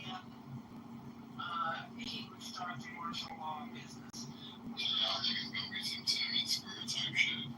I don't know, Jeff, honestly, because every city's different. And of course, people on social media in Chicago say, we're not DC, you come here, blah, blah. There's a whole lot of people out here in a whole lot of different situations already thinking about what they're going to do. Now, will they do it? I don't know. But all I know is when you add more guns into a situation with more variables for people who aren't particularly stable, and you have racist ass people in the military. They exist. They're in there. To me, it's just a mix, right? It's a volatile mix that may not turn out right. It may go very badly in some states. I have no doubt that it's not gonna go well. I just think that when I think of like the military turning against the public, that's what I think of as Timmy Square. And I just don't think. I don't think that our military will like stand on post and shoot our civilians. Hopefully not. But I do think some shit could go down. Absolutely. You remember when he held that Bible just a moment? When he held that Bible upside down, he had asked the generals, people with him, if they could shoot the crowd and shit like that. And they did it with And they do it with if they did it even with rubber bullets, okay? You don't know when somebody goes down what they've been hit with, right? It's like this has the potential to go very, very wrong. Think about it. One thing we learned from the event, science fiction, the Avengers, when Vision said it, strength begets conflict. Your military is your strength. It's already a challenge. Strength begets conflict. Conflict begets death. It's only a matter of time before something goes wrong. And Miss April just said it. They told them, hey, don't come here with that. We got DC. That's already an open challenge. So you got to be careful with these type of things because it doesn't take nothing but one instance in time that sets something tragic off. Jerry and April, I hear what y'all saying, and it's valid, right? Trump is 100% stress testing the system. He's 100% seeing how close to a dictatorship he can come to under our laws by tweaking and doing all kind of shady fuck shit like he likes to do. Like there's 100% accuracy in saying that.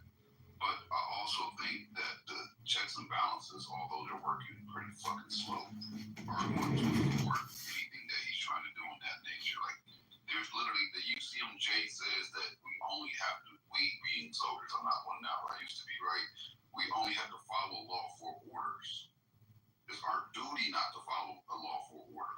Same for the Secretary of Defense, right? So when he starts going and trying to implement things that are completely against the Constitution, they legally are supposed to abide to the Constitution and say this is not a lawful order. We don't have to comply. Even though you have the authority to issue the orders, it has to be lawfully compliant with the Constitution. If it's not, then we don't move. Go ahead, ma'am. Go ahead. Thank you. I have a comment. Okay, so yeah, we know how it's supposed to be, but we have also seen how the people who Trump has appointed are not respectful of how it's supposed to be. And in a situation with the military in the streets, confronting the citizens, all it takes is one person. All it takes is one rogue person who accidentally shoots into the crowd. Like, it doesn't have to be a battalion. It doesn't have to be, I already turned right, thank you. It doesn't have to be, sorry, she's getting on my nerves. It doesn't have to be a whole unit that violates. It only takes one person for this to go very wrong.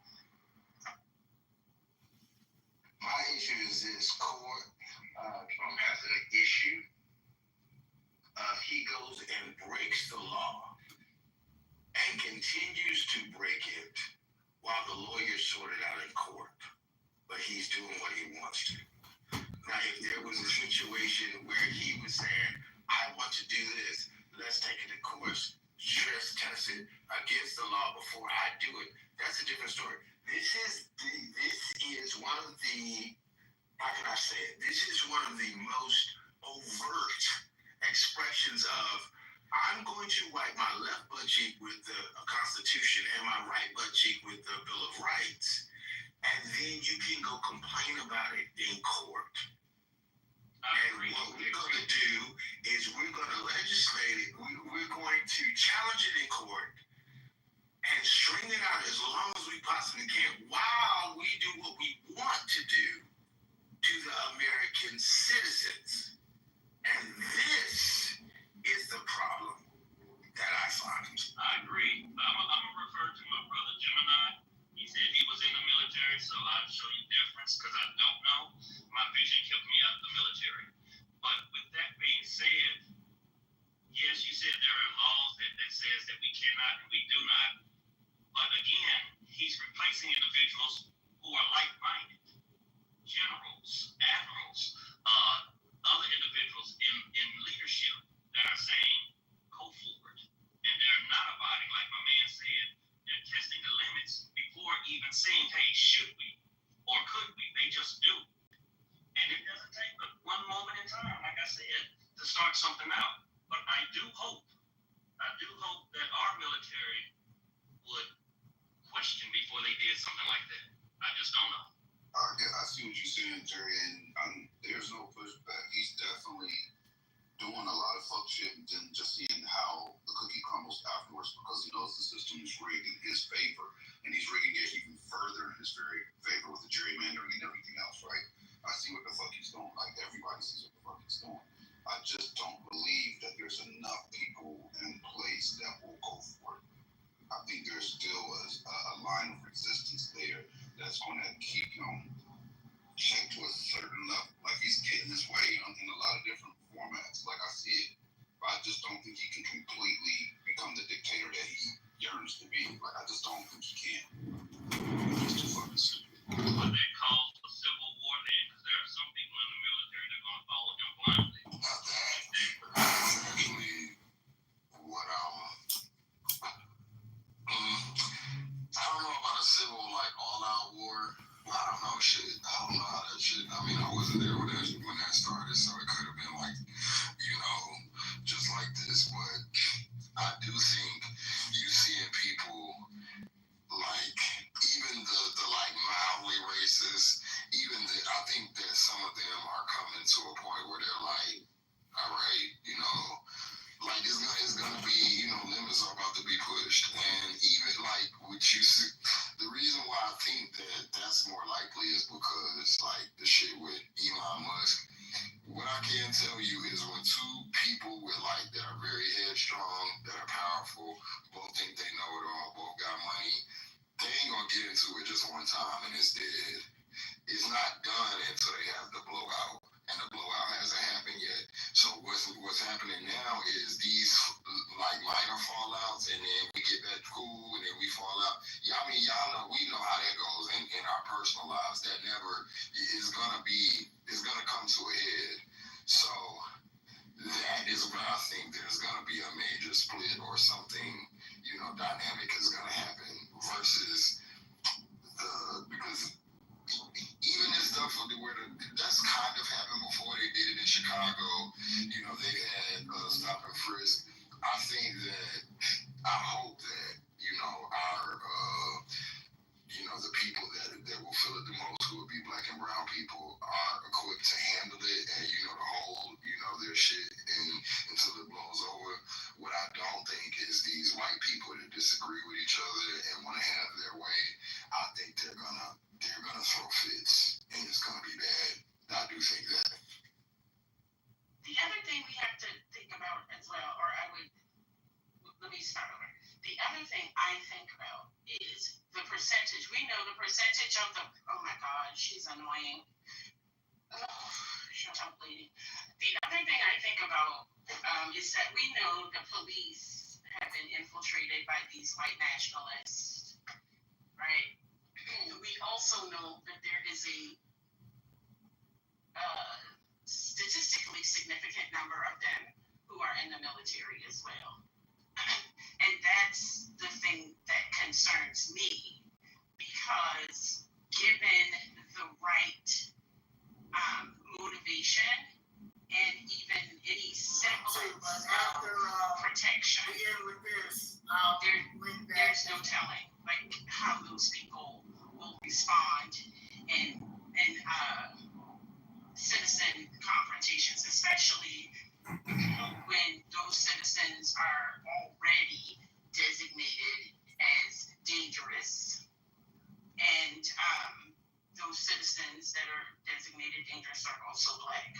So that is something that concerns me, and I get it about the UCMJ, I get it, but we have seen instances where soldiers, like the guy who Donald Trump pardoned, the one that was in Leavenworth for killing those civilians, those, I think it was Iraqi civilians, maybe it was in Afghanistan, I can't remember, and he was convicted, and his platoon, or the members of his unit, testified against him that he had violated all the rules, and he got a pardon, right? So I think we are existing in a system right now where people are not being held accountable for their violation of the rules. And when you have that, when people have that level of security and their violative behavior, it just makes for unsafe conditions. That's all. I also think this is what's keeping people off the streets. I mean, we're in kind of a choke here because the public needs to be out on the streets fighting against this or protesting against this, except that if we were to do that, then we want to trap them saying, see, we have an emergency and violence then breaks out. And then it gives him a way to militarize. That's, to me, that's the biggest problem. One thing I keep hearing say is martial law. Like martial law is not going to happen. That's out. There's too many legal barriers. But if I were him playing devil's advocate, I would use the Insurrection Act. That's a lot more applicable and a lot easier to get enforced, and that will allow you to use the military the way you want that, the way he would like to use the military. I think that's a realistic possibility.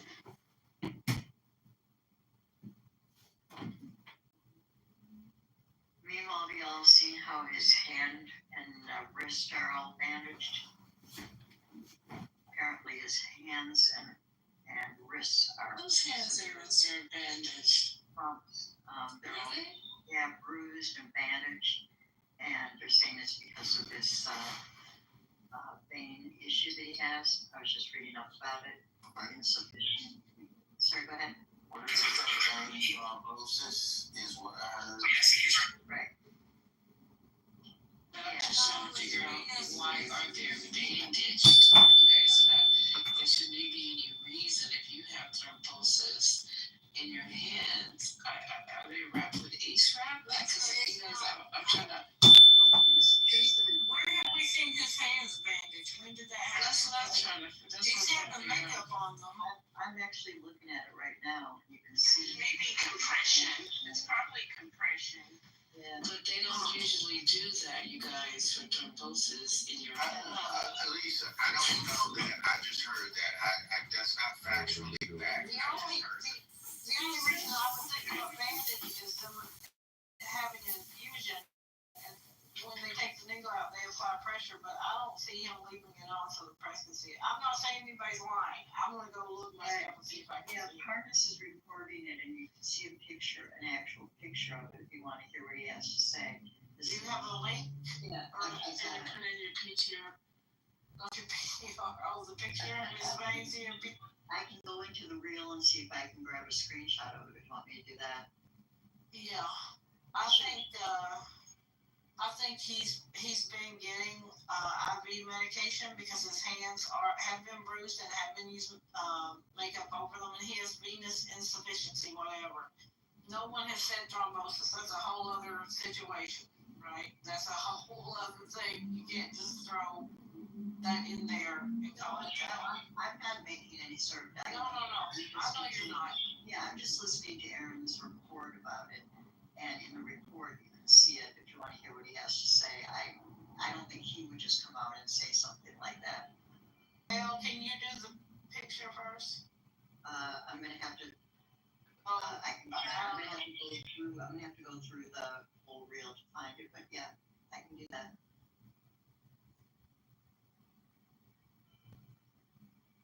Trump isn't saying that he's sick, but the man is talking about how to get into heaven. I have never heard Trump ever say anything about heaven, getting into heaven, being in the church house. Never. So it just seems really odd to me. There's some things that he's saying that could be used, that he could be saying, I'm not doing very good, or they say I'm not doing very good. He said that at one point, and I don't know if he was referring to a situation that he started like he does, or he himself. I can't see him. And check, you're right. His mouth to me, me hearing him say, they say I'm not doing too good. That's a thing that you say when you have a diagnosis that's not really great at his age. Go ahead, Chad. Oh, no. I think he about to go to the upper room. I think he about to go to the upper room. Maybe the basement, but he down there in the hot place. And he folding up that tent. He done took the pictures out of that. I don't know about the devil woman. He should be probably run hell back. I think he's just milking this shit until he dies, and then so they said he's become like extremely rich since becoming president, like to the tune of like $5 billion, and his kids. So I think he's gonna enrich his family. He probably know what's going on with him, but he don't care. He just gonna ride this shit out, and then whatever happens, none of these people care. They just want to luxuriate themselves while they're here. They can give a fuck what happens when they go. Well, Alex Jones is saying that he's sick, so That's funny. Alex Jones is sick as well. Yes. Alex Jones, I can't stand him. To me, he's worse than a fucking, He's funny though. My heart still, even though there's a lot that I don't like, there's a part of me that will always have empathy for Melania because she had to lay up under that dude. She didn't have to do a damn thing. She didn't Well, have she to do. Don't start. April, wait, let me finish the statement so you understand where I'm coming from. Let me finish the statement. She had to lay up under him to have a child from him. That's all I'm saying. No. What I'm saying, she didn't have to do that. Separated from their mamas and a coach that says, I don't care. That bitch can die and rot in hell with him. If I was the next president, I would leave the current immigration rules in process. And send her ass out of here. I agree with that. Take your Negro ass home. Any woman that has to lay up under. Ain't nobody had to. There's no had to. To have his children. You can't get pregnant. Listen, T.A. She chose that She was shit. in it to win it, okay? That's it. She chose that shit. I'm gonna leave that pig in my. That's makeup, love. That's makeup. No, that's bandage over his hand. Well, he might have a Band-Aid, but that's not like he's wrapped in that's not clothing, that's not any type of like gauze. That's makeup on top of, and you can see the lines through it. Like his wrinkles. I'm not arguing with you, I'm just looking at it myself. That's what it looked like. Yeah, no, that's cool. I mean, they're reporting it on ABC.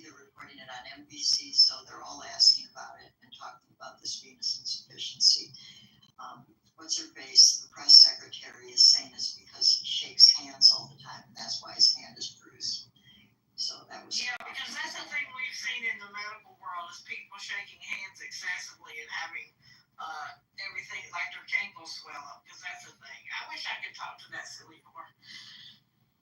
This Caroline Wyatt. I just want to get that out of my PTR, so I just put it in there so you can see it. Thank you for doing it. Thank you so much. But when it comes to women having to do anything, unless there was force, right? She chose that money comes at a steep cost. And it ain't no amount of money in this world or the next one or however many I visited this lifetime or another.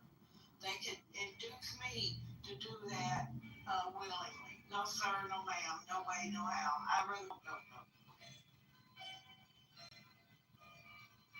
GA, I don't understand. Like, I'm confused. Melania is a whore for hire that chose a very rich man that ended up being president. That's why she's not a first lady. She didn't intend on being a first lady. She don't want to be a first lady, right? She's just there by default because she happened to choose the wrong dude that tricked on her. I can't feel sorry for her at all. She getting paid for her services. Like, this is a deal. The PDA is not in the contract. So that's why she's not kissing him publicly. Rather than that, this is a business deal, bro. Hey, man, I agree with all of y'all. I was just saying the dude is nasty. He's disgusting. And it's sad that any woman would procreate with him. I don't have any pity for it. It's just, I just said what I said, but I agree with you, Gemini. We can move on past it.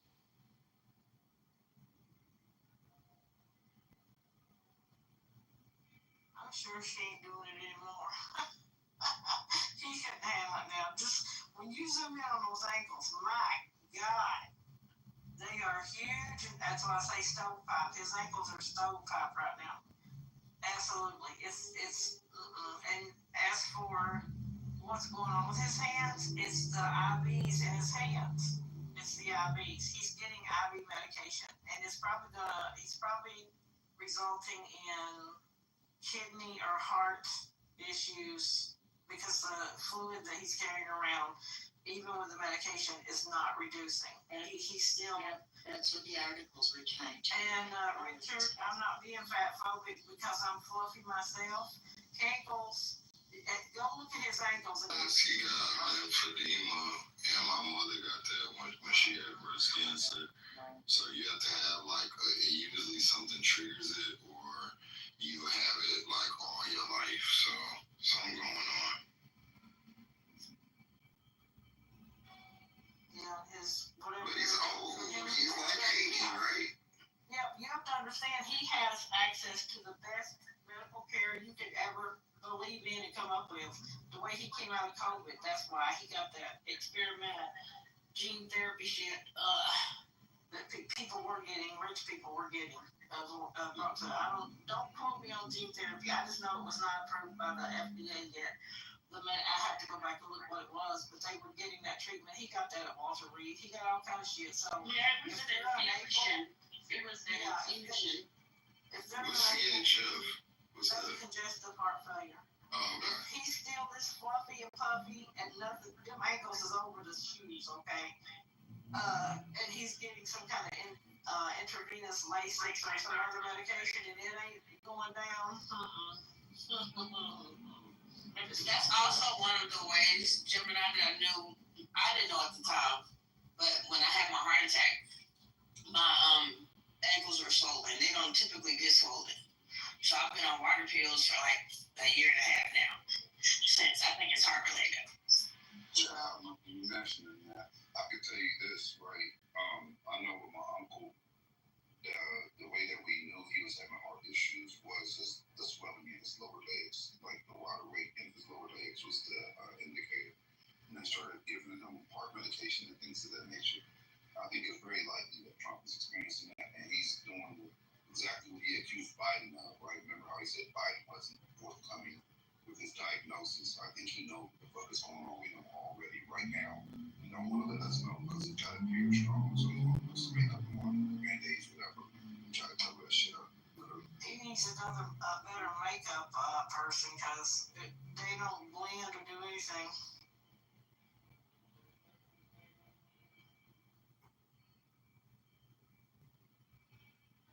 need to get a close-up shot of those ankles for the people that ain't seen. Have y'all talked about Pete? Have y'all talked about the people that Pete Hensick fired yesterday? Oh yeah.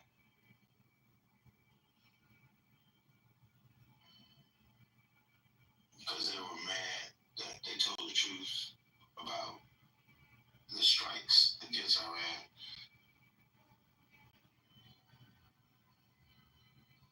What do y'all think would happen if this is over the worst case scenario, right? And he has CHF, or, let's say he doesn't even die, but he's not capable of performing his task anymore. Y'all think it's going to be better under Vance? Hell no. Everybody tap on my PTR to see them that cankle up close. No, Vance has vacationed 8 times out of 7 months or whatever the hell, or something, 7 out of 8. He is Peter Thiel. Peter Thiel made him, he bankrolled his whole Senate campaign. Vance is, yeah. I never think there's somebody going to be worse from Trump, and then they show the hell up and show out. And the stuff that Peter Thiel, who also is, he grew up in South Africa, or was he? Because he and Elon were the same age, and I believe they both were in South Africa around the same time when they were growing up. But there's a whole lot of shit that those people want. We talked about Rock Bridge very briefly. That's some more stuff of wealthy people, wealthy donors who try to get these people elected. But yeah, that's someday maybe a room will do. Peter Thiel's German. He's German. Oh, is he German? But I think that J.D. Vance is worse because J.D. Vance is ideological. Donald Trump is not ideological. He's transactional. Yeah, absolutely. J.D. Vance is ideological, and he's smart. He has a very good understanding of sort of the social dynamics, socio-cultural politics, and he's a lawyer. So he's very conservative. I've said this before. People said they don't think that he's a natalist, but I think he's a natalist, and I think he's a nationalist as well. And so he'll be worse. He'll be worse. He's going to push for more confinement for women, the limiting of women's rights. He's going to push and advocate for that, in addition to the general restriction of civil rights. I think we do not want him to be president at all. So weekend at Bernie's, Donald Trump, as much as we can. Prop him up, dope him up, like how they give them football players their steroids and push them back out there on the field. Pump him up and roll him out. That's pump and roll, pump and roll. That's So J.D. Vance is really that much worse? Absolutely. Is he MAGA? Is he part of the MAGA movement? Or do they I think he's beyond MAGA. Yeah, I do too. I think he is pure eugenic. Yep. He's about everything being just strictly white, white nationalism. That's his thing. Even though his wife is not. Grew up in South Africa, and he totally left the money. I thought he grew up in Ohio. No. We're talking about J.D. Vance. With us, but J.D. Vance is completely natalist. That was trying to think. Okay, I'm getting confused now. So y'all were talking about Peter or J.D.? J.D. Vance. J.D. That's what I'm talking about. So he grew up in Ohio, right now? Yes. That was my thing. Okay. And he's a white nationalist? Ohio and Kentucky. I think he's a white nationalist. Which is the heartbeat of racism. And so are you saying he's like kind of siding with white nationalists and things like that? I don't know nothing about that. I totally get that about that. So I think so to me, like the white nationalist thing is like a very specific thing. I think he's adjacent to that but his views are clearly to limit and minimize the power of people who are not white.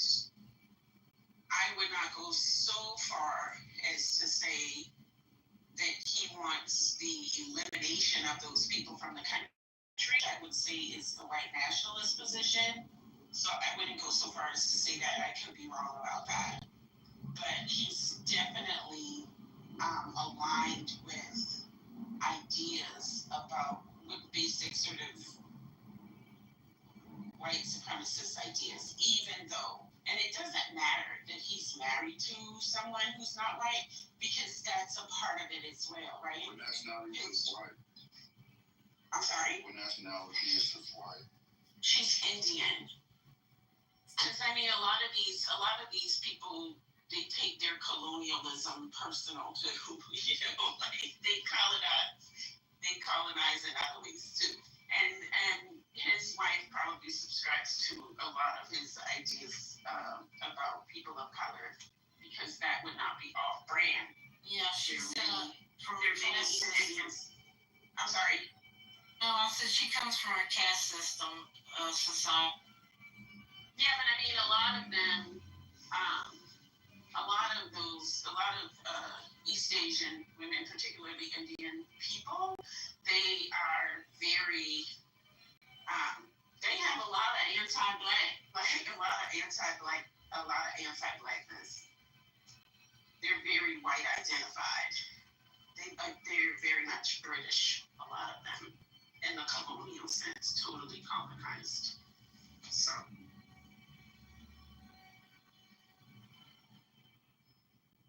Do you think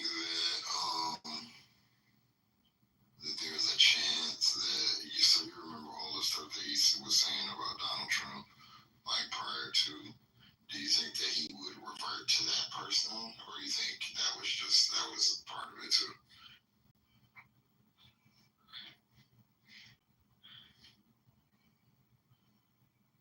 See, this is what I don't know, because this is where I have, and I think I mentioned this before, this is part of my conflict with him, because there's this iteration of JD Vance, and then there's the 2014, 2015 JD Vance. And I don't know. Like, I don't know what the relationship between those are. And I would say, like, that's why unlike Donald Trump, who I think would have a country that didn't have people of color or black people in the country, I don't think that JD Vance is that person. So when he talks about, I think he could still manage to believe what he believed about Donald Trump and his autocracy, his authoritarianism, and see himself as not autocratic and not authoritarian, if that makes sense. He's just a natalist and a believer in racial hierarchy, which doesn't require autocracy or authoritarianism to function, if that makes sense. And he has the weight of the evangelicals behind him on that. But I think evangelicals is something we are familiar with that. I'm not sure. I guess I'm kind of like you. I don't know what's the real version of him, like that first version or this version.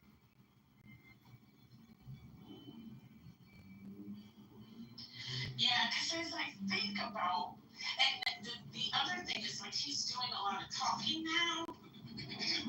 He's not doing a lot of the writing and kind of intellectual work that he was doing before. So that's like another missing piece. But I can very well be convinced into believing that Donald Trump is just an instrument, And Donald Trump's extremism is an avenue for him to ingratiate himself because he's not as extreme, right? Like, that dude was way off. But here's a version of these same ideas without the odious components that Donald Trump brings.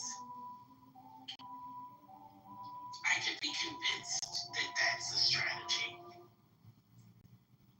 Doesn't people kind of bring those to other countries? What would we see them, going into other countries and shaming them and kind of the ways the ones people are treated? I mean, a lot of that is coming from J.D. Vance. I don't know. I mean, he's certainly, obviously, Trump's apologies turn out. I don't think there is a way to know who the real J.D. Vance is. But I agree with you about him not being an instrument in the same way Trump easily is. Yeah, and if you listen to him, like even when he goes, he's talking to the people, but he's also talking about the governments, right? It's like the things that he wants the governments to do and what he wants the people to demand, like, of their government. So he's not. It's I don't know how to explain it. It's like he doesn't not believe in the democratic process. He just wants it to look a certain way. He wants people to elect people who have certain beliefs so that they can organize the government and organize the state in a certain way. Whereas Donald Trump doesn't believe in democracy. He doesn't believe in any sort of institutional order. He doesn't believe in institutions. He's really effort on the operation, on all of it. And that's where they split.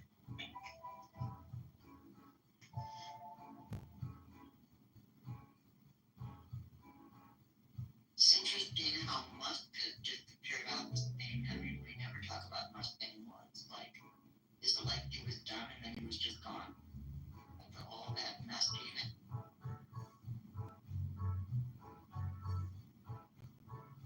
I don't believe he's gone.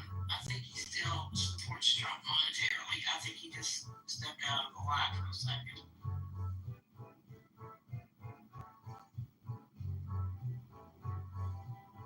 I mean, does it matter that we don't see him? We're still feeling and experiencing the ramifications and the consequences of his presence. So he may not be physically present, but he's present.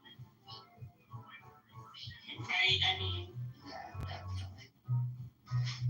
Well, he did his damage. He did it really well.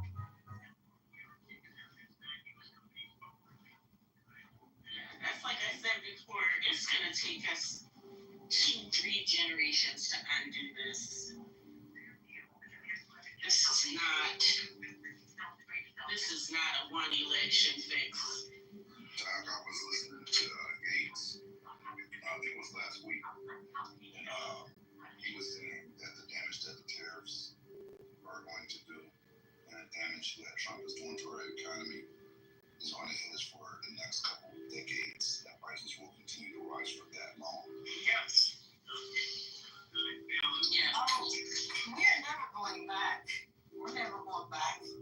Once they found out how much they could charge us and still people ain't in the streets over food and prices and stuff, they're never going to do a reset lower.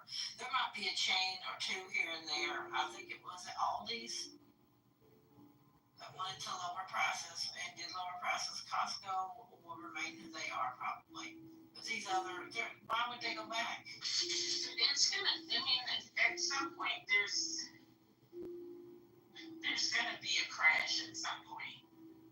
Oh, yeah, no doubt. The poor and the middle class. This is not sustainable, and those people are going to be so economically squeezed that there's gonna have to be radical action. There's going to have to be something like the Rooseveltian New Deal. That's the only thing that's going to pull the country out out of the ravine that it's getting ready to be in. It's funny when Barack got elected, he said the Republicans drew the car in the ditch, and now they're mad, or they're giving him backlash and criticizing how he's pulling it out of the ditch. But then once the car gets out of the ditch, they want to drive it again, right? And so it's gonna take something super radical, because we not gonna be in the ditch. We gonna be crashed at the bottom of a ravine. So hard times are coming. They are coming.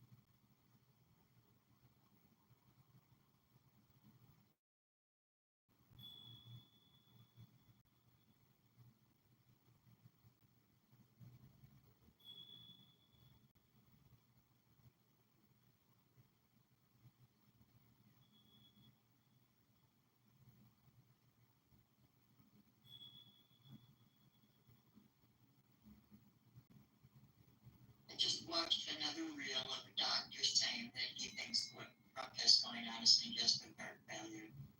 That is the swelling in his ankles and now in his hand. That makes sense to you, Lisa?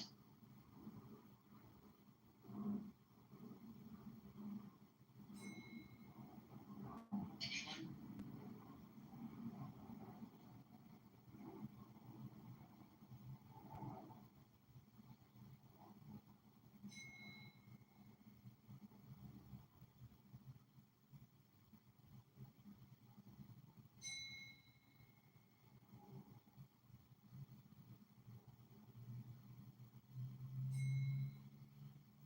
Yeah, that would have looked like to me, Ramona, because my mom had that and it looked like that.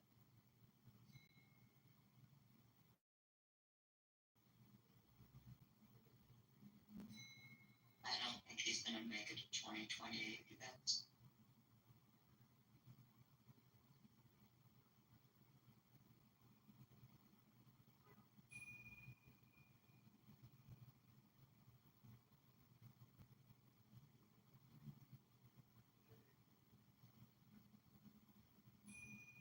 I need to go yell, you guys months need to take a whole trip.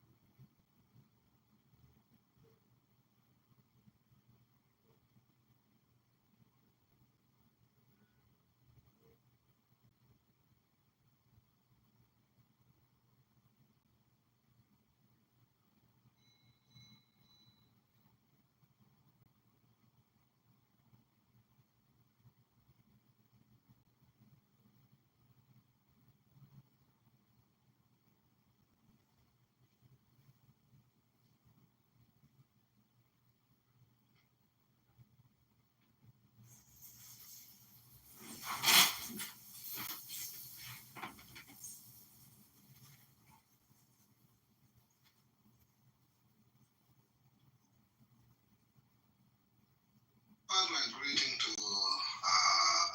Nazila Mulatan Rumde Kulum Garden Ted or Garden Folk. You know what? Gives a batana that away Nazca Equatoria. Yes, we are so Sudanese.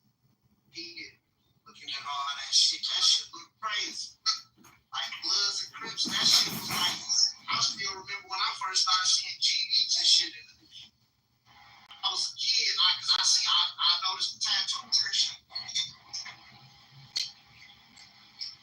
Fucking shit, we can't ice lures, you know what I'm saying? Y'all gotta learn about voice isolation. Voice isolation is key.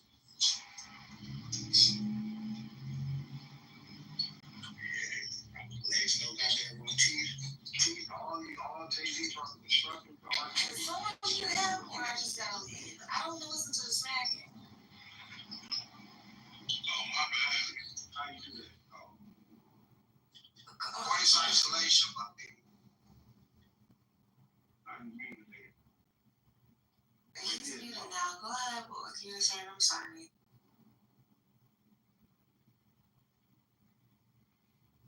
Sit in glasses, y'all were saying something.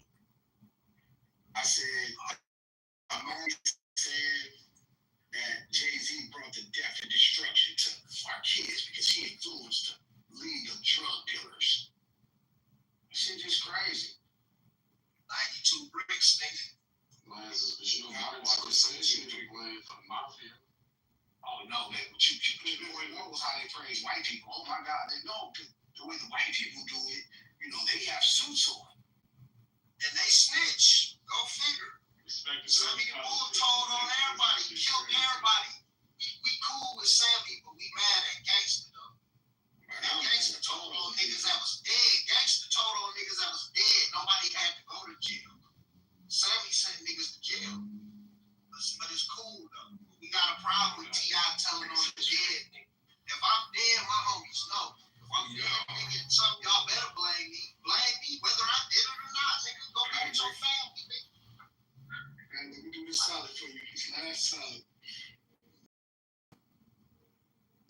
to do this on I'm gonna do this last solid for you. Get you out of trouble. Hey, Glass, my boys be at 16, bro. They made me want to sell drugs to rob. Is it a fine line between being a gangster and gang banging? No. Same That's just thing. something. Yeah, that's just something crazy niggas say. I didn't argue with niggas that's gangsters and homies and all that shit about this shit. So that's like an arrogant thing. That's like an arrogant thing that a soldier, like a jarhead in the hood, is like.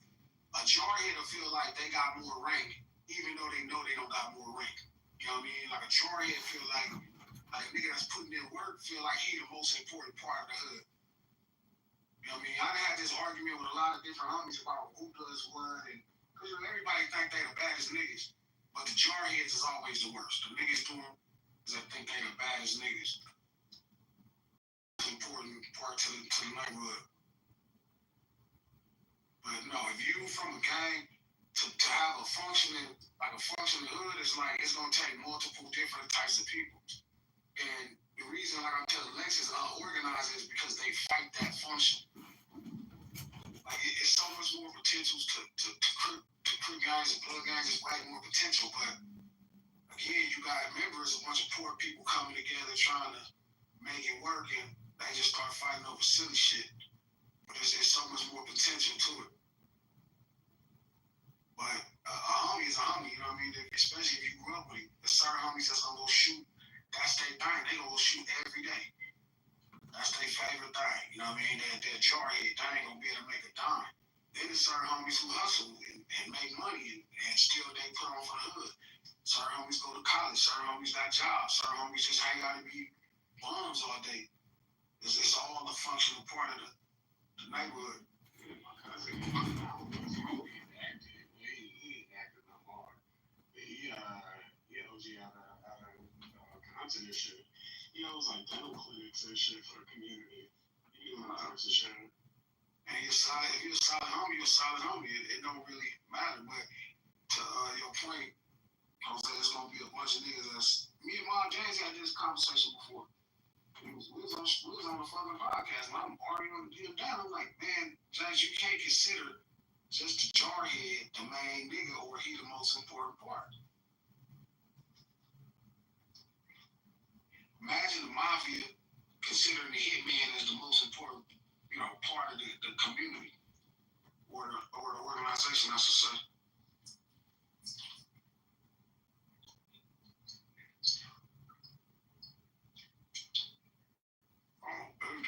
It's just the same thing. They don't want to admit it. That shit is all that shit come from. Them niggas just wanted to.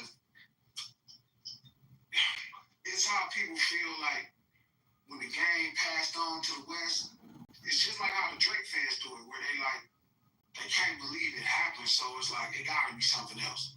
It gotta be they wanted to do this for the kids, or they wanted the labels had to. That's how they see it. Because they can't believe that they dropped the ball or somebody got their hands on it. So they make some lame speech. Oh, they had a meeting where they were going to empower the West Coast because the West Coast was talking about the Uchi Blam. It's like, nigga, the Wu-Tang was talking about the same thing. Biggie was talking about the same thing. Hey, I'm just saying, it just really show how powerful the real companies are and how scared niggas really is. The company that these niggas are scared to name is Vivendi.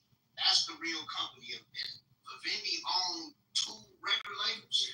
It's like they own 2 of the labels, but they own a shit ton of private prisons. It's not no label. It ain't Warner. It ain't Universal. It ain't Sony. They don't own shit. The company that owns them owns the prisons and the fucking labels. That's what that shit is. Niggas just ain't gonna say it. Yeah, but again, do I think Vivendi make it their business to put on shit to inspire shit? That shit is partially probably true and partially some bullshit. It's 100% bullshit. They don't gotta do that, bro. They don't have to do anything. They gonna fuck with us on laws. Y'all really like y'all. I tell niggas this shit, bro. I grew up on the 300 block, straight gangster shit, through and through. What you think affected me more? Listening to the Chronic at 8 years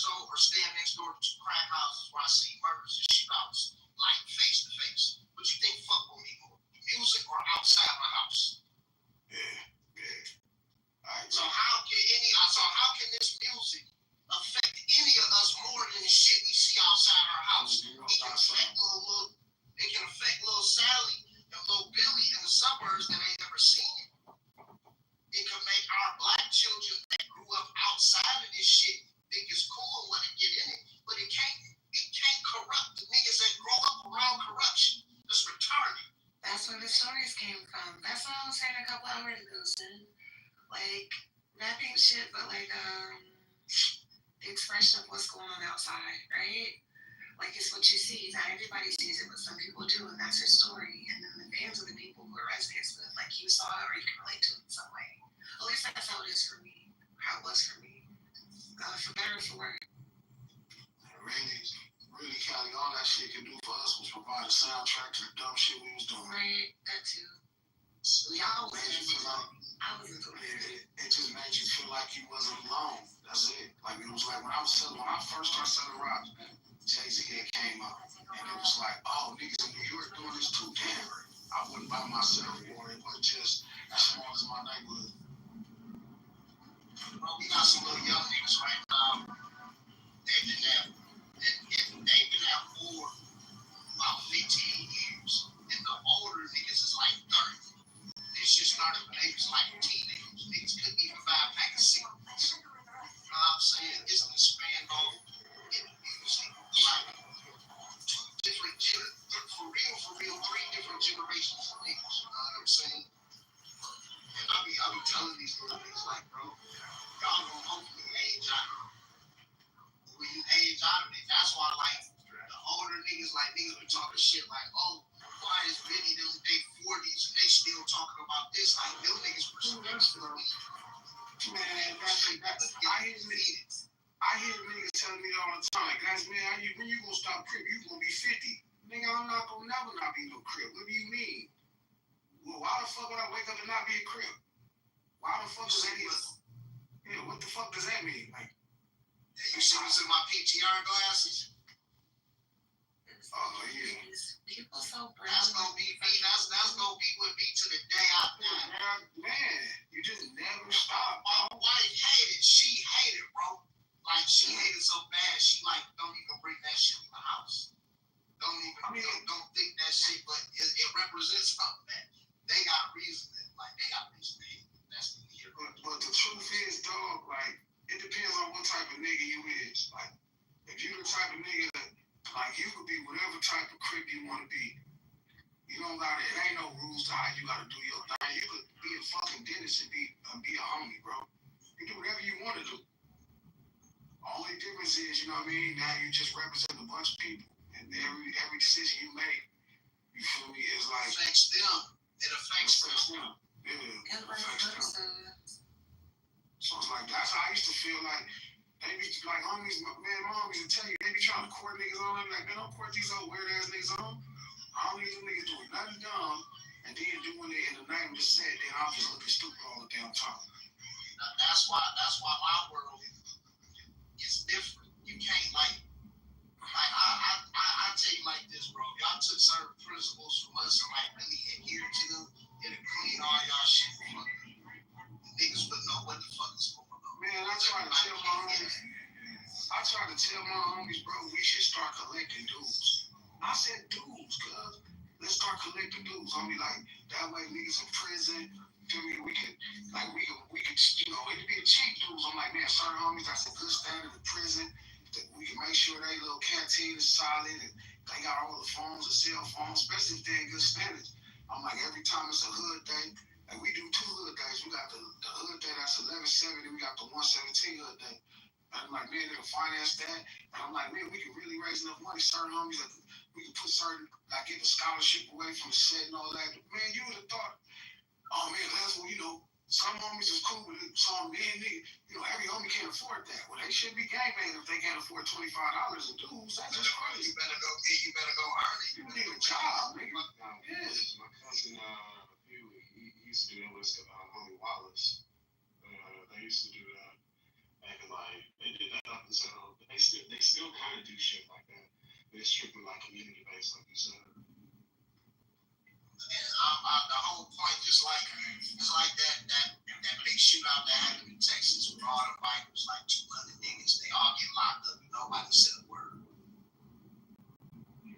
That should speak volumes of like why on the black side, the white side, the Mexican side, outside of the gangs that's been here since the 60s that just got them names, that's just them names, niggas don't know. Because it's too hard to get in. I brought niggas from the yak around, them niggas was getting cut left and right. They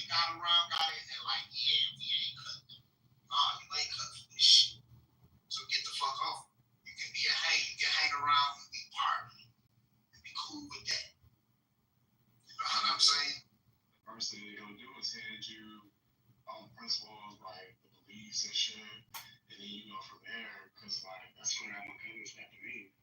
You know what I'm saying? He's a 4.0 hustler, and like it wasn't until I got older, I was like in my 20s when he, sort of invited me to like just kind of learn about it and shit. But by then I was like, no, I'm good. You know what I'm saying? So that's the thing. I was arguing with some niggas and they like, why, like you stupid, you 30 and you join a motorcycle club. Like, bro, you don't got no bunch of 20-year-olds. They don't like, young niggas ain't just accepting in that shit. Cause young niggas is ignorant, you dumb shit. Niggas be prospecting. My dad been an ace saying for 40 years. 40 some years. Everybody know. You know what I mean? So it's like, but it's just, gangs got way more potential. But remember, it's the way, poor folk organized. So don't nobody want too many requirements, odd as it sounds. Even homies just want just the benefit. They don't want the requirements. Niggas knew how much shit I had to do to get what's in my PTR. That shit wasn't just handed to me. Man, them niggas make you do all that prospect and all that old shit, man. That shit crazy. That shit crazy, but I like once I got all the way in, I understand. Yeah. You really gotta prove your motherfucking loyalty. Like, niggas levels to this shit. Once you get to the top, then you understand. And then once you see, like, nigga, I'm telling you, like, boy, it's a beautiful world, man. It's just a dangerous one.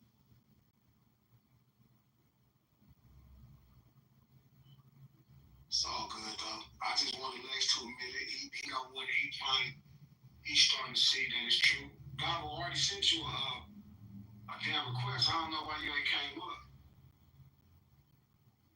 It's like niggas like guilty, them gangster niggas, man. They hip hop. All guilty Simpson. It's big bro, man. Good dude. Solid home. Yeah, I don't know. You be trying to tell niggas the truth, niggas get mad, they don't feel as be able to fuck.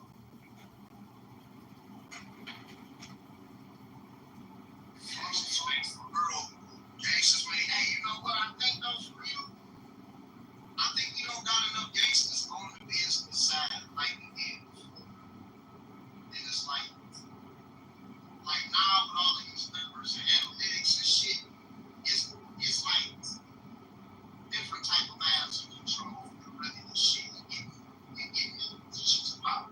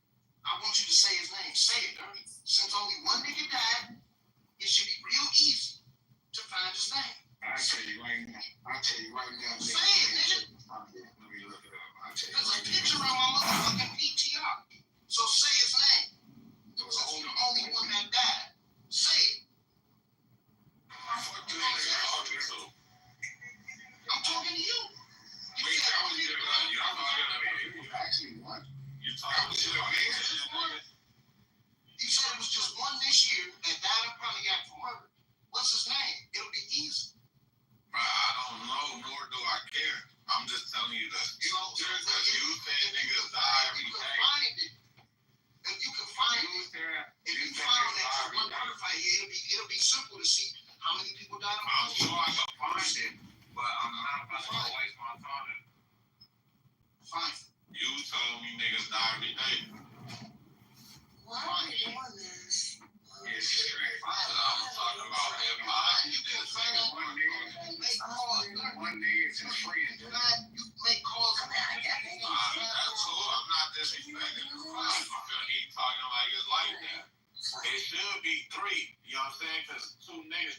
nigga should have got knocked down behind that. How tough you talking, nigga? Stop talking and find it.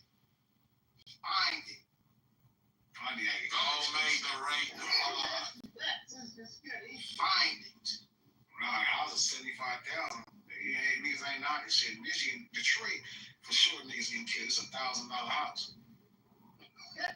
It's a dollar glass and stuff. I looked at those. Like when I started looking at two houses, because I was looking at two houses at Nice Town yesterday, I'm like, yeah, Philly's still crazy. And they get house for, they had houses in Detroit, nigga, for 87 cents, same price, nigga. People be out there, Euro chip, nothing. Boy, they gonna knock your fucking head off over there.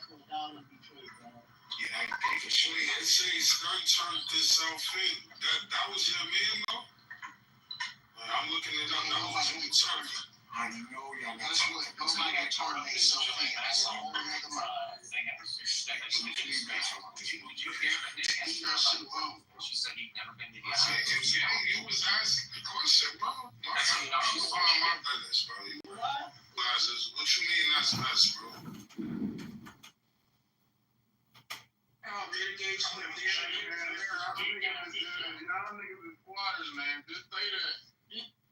Yeah, I saw former speaker. I saw that about how Ghislaine said that Trump and Clinton were both innocent men and did nothing wrong, and denied that they had any involvement whatsoever. I thought it was interesting that she also cleared Clinton, because it creates a double jeopardy where it's not just Trump she's clearing. So that was a really interesting little sound clip from her that they released.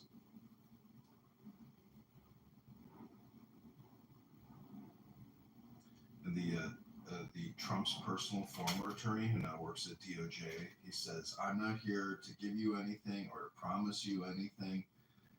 So it's like they really do control the narrative and the media that we consume.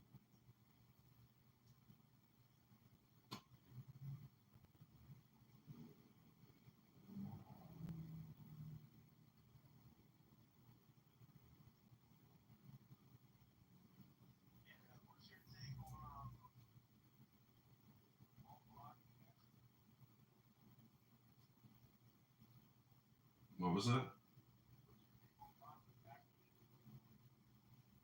Blocking vaccinated people?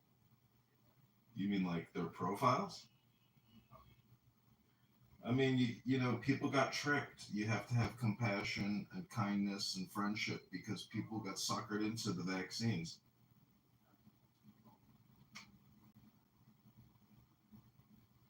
No, people just line up. The whole country operates off of what's called compliance.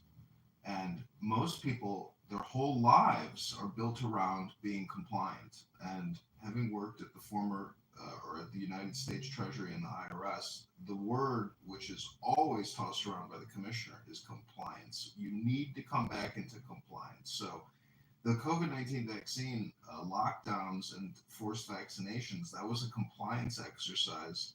And unfortunately, there's just a lot of victims of that compliance exercise. But Kennedy, the Bull, is the head of the Health and Human Services Secretary in the Trump administration. And, they have finally found their match. I mean, for really 40, 50 years, the pharmaceutical industry, ever since Reagan, has had limited liability in terms of what they manufacture and distribute, and the medical misinformation claims that Big Pharma makes. So it's deceptive advertising on behalf of Big Pharma. And they're the biggest advertisers, but because they are the biggest recipients of Medicare, Medicaid, $4 trillion a year is printed up to go to Big Pharma, to big health insurance providers. And so that's the type of economy we live in. And that's one of the branches of the two snakes we have to choke off, the other being the military-industrial complex. But Big Pharma and the big military-industrial complex, Northrop Grumman, Boeing, Lockheed Martin, 100 other companies, and 100 other Big Pharma, they are the biggest problems in our society, and we are paying for it. That's the insanity of America.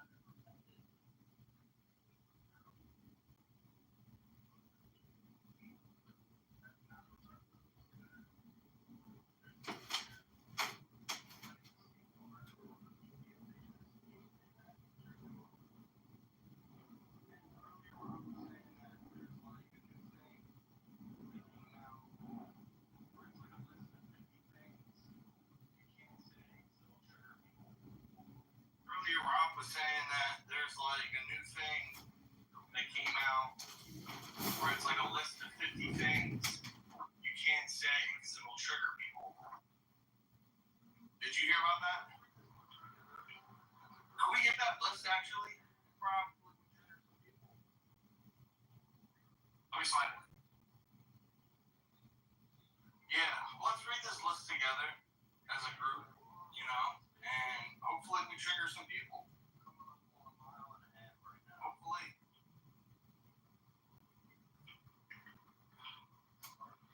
Anyway, we're on my hot space walk.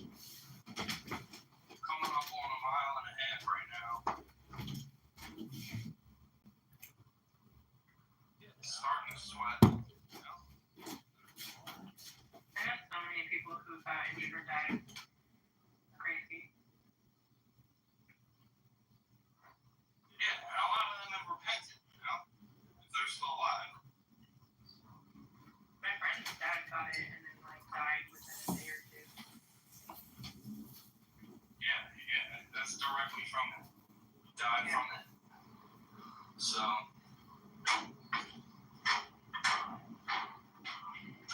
Yeah, there's like a new study that shows like 73% of the people who died within like 5 days of getting the vaccine is because it was directly because of the vaccine. That's exactly Dr. McCullough. Dr. McCullough did a report on that. I had a coworker whose wife likely got the vaccine, and because she had her cancer in remission. Well, her cancer came back full strong. She died. I think they just spent this last year just dosing her with all kinds of stuff, and then she died in July.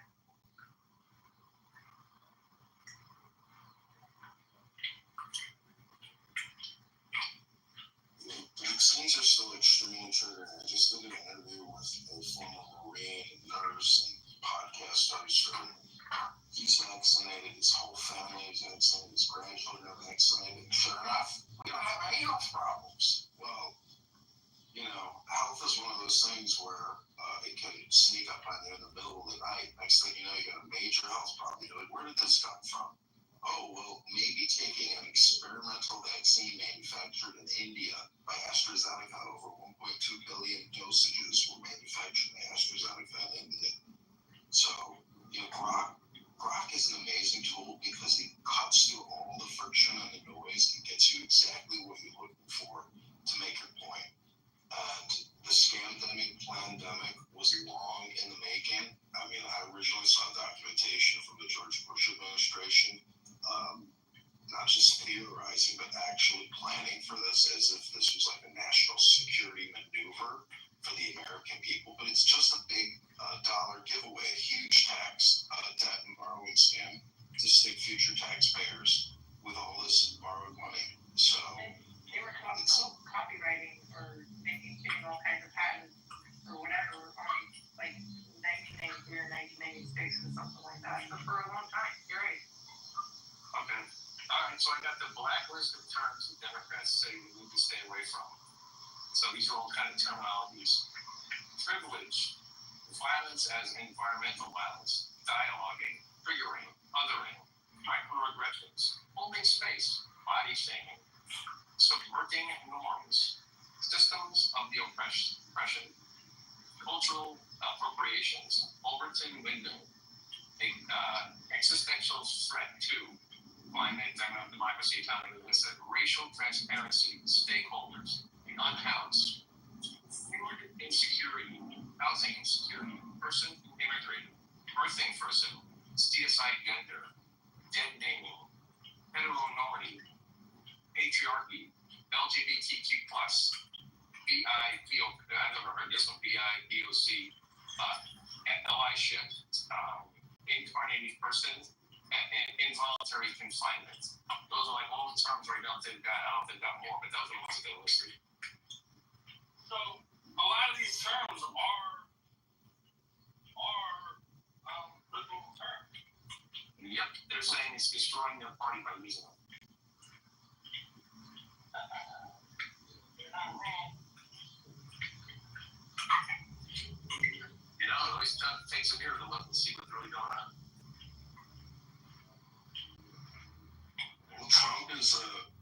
Trump is going city to city now to strike Democrats. So he's coming to Chicago, and the Democrats here, like cockroaches, are already vibrating and out of control. They have no idea what they're about to experience, because if they can clean up Washington, D.C. in 1 week, they can clean up Chicago in 1 week or 2 weeks and take a lot of the control and power and humiliate and shame the mayor who's running the city to the ground. The city is completely bankrupt. The state is completely bankrupt.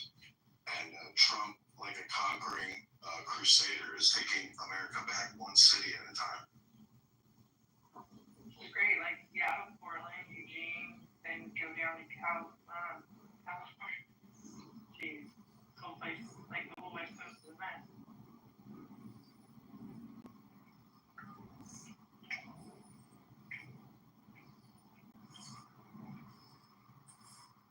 You just walk down this, like, in the middle of the town here. There's shit on the sidewalk. There's tweakers everywhere. There's shit in the street. My brother works for the trauma response team, and one day he went to like 33 overdoses. Took these people in the hospital. I mean, and who's paying for this? We're paying for it. This country spends $88 billion a month just on education alone. $88 billion a month, 1.1 or 1.4 trillion a year we dump into education. What are we educating? It's unbelievable how much the money. rainbow flag rather than the American flag. Jeez. Yeah, it's liberal, socialist, populist. Mamdani has raised $1 million and he's projected to win. So, that terrifying reality of a radical Muslim communist taking over America's greatest city is a reality. This is what happened to London. So, if individuals like him aren't defeated strategically and comprehensively, it is like a domino theory effect, within the United States. But Trump is literally liberating city to city, and he can't do it fast enough. And he needs to, his health is a concern. And, I think him staying in the White House and meditating and commanding from the bunker is the best way for him to do it. People will obey his orders and do what needs to be done, but America has to be liberated internally as soon as possible.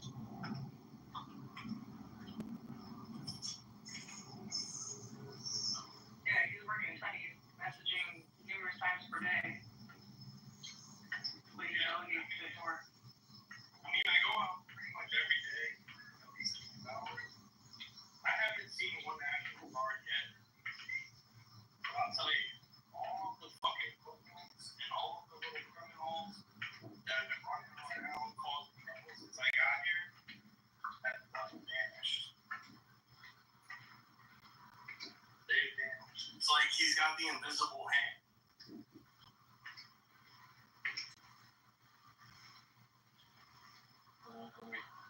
Yeah, Shotgun, I heard you discussing about the vaccines and the state of affairs, but I thought a lot about this because for the longest time I'm one of the healthiest people I know, and there's no way you'd ever convince me to take anything from a doctor. I despise doctors from what I've seen them do to prescriptions to people I know, so I'm just allergic to them. But as the pandemic progressed, I noticed that more people, I caught myself trying to advise more people not to do that. As things accumulated, I realized who was getting these shots, who was promoting it. I took a deeper look into the typeset, right? And I realized that there was a threshold where I noticed that there was no utility or purpose for me to discourage these people from taking this shot any longer, because not all of them were cognitively present to begin with. Second, look at these people themselves, and life offers you decisions. This what I'm saying is irrespective to the individuals and the service members who had to involuntarily take this shot. I'm speaking about the people who made the cognitive choice choice to do that. They're much more massive in numbers. Take a look at those people. A lot of them have no soul, and they're not aligned with Jesus or God. They did it almost as a pushback against, the rest of the patriots who were trying to warn them about it. They were clinging to the medical industry and their advice. So I realized at some point, knowing the repercussions of the shot, that there was no utility in me, advising against it. And instead, I just dropped it and just decided to watch. And I've watched people disintegrate. I mean, here in Houston, I watched people disintegrate. People started coming to me for health advice afterwards. And these are some of the strangest people that have no soul. And I couldn't believe how attached to their belief systems that they were, that even if you offered them suggestions of how to get healthier, and they were still attached to their immoral ways. And then this is difficult for me to mention because I had to be elevated in a perspective to where I am seeing the detrimental outcome of these what do you call it, medications or the vaccines, and still say nothing.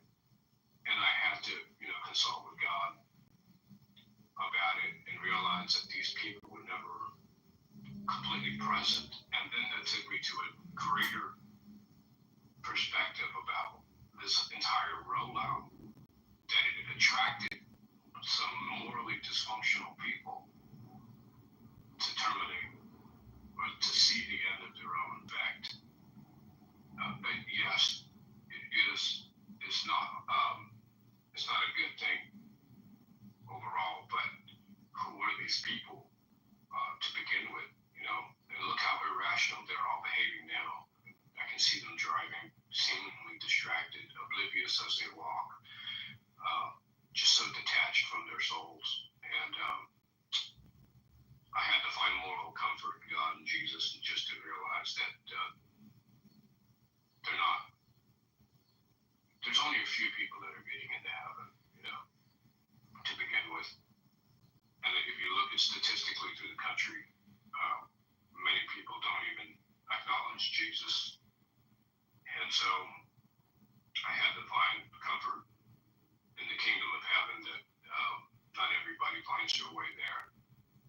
And not everyone survives this world. None of us will. But your choices will either accelerate where you are in the life after or not. So I'll leave it there, but I guess you understand what I was trying to say. I'm sorry for the ramble, but thank you. Yeah, I mean, I get what you're saying. It's like, let them get vaccinated. Why fight them? They should just vaccinate themselves for that.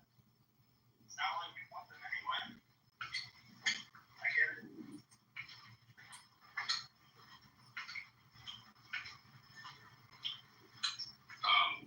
Yes, sir. Yeah, go ahead. I get it. So I'm feeling lucky right now, bro. It's like 80 degrees. It's like 80 degrees. I'm in an all black tracksuit, sweatsuit, walking my ass off. Whew. I went for a walk earlier. It's like 95 here. So it's scorcher today. Yeah, scorching.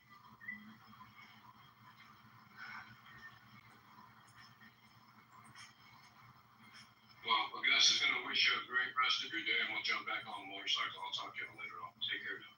All right, you take care now. Peaceful.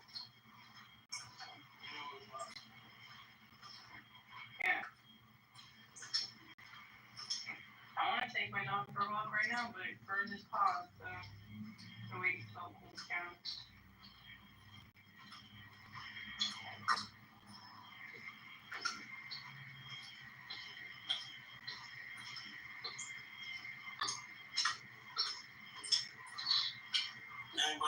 got anything to add?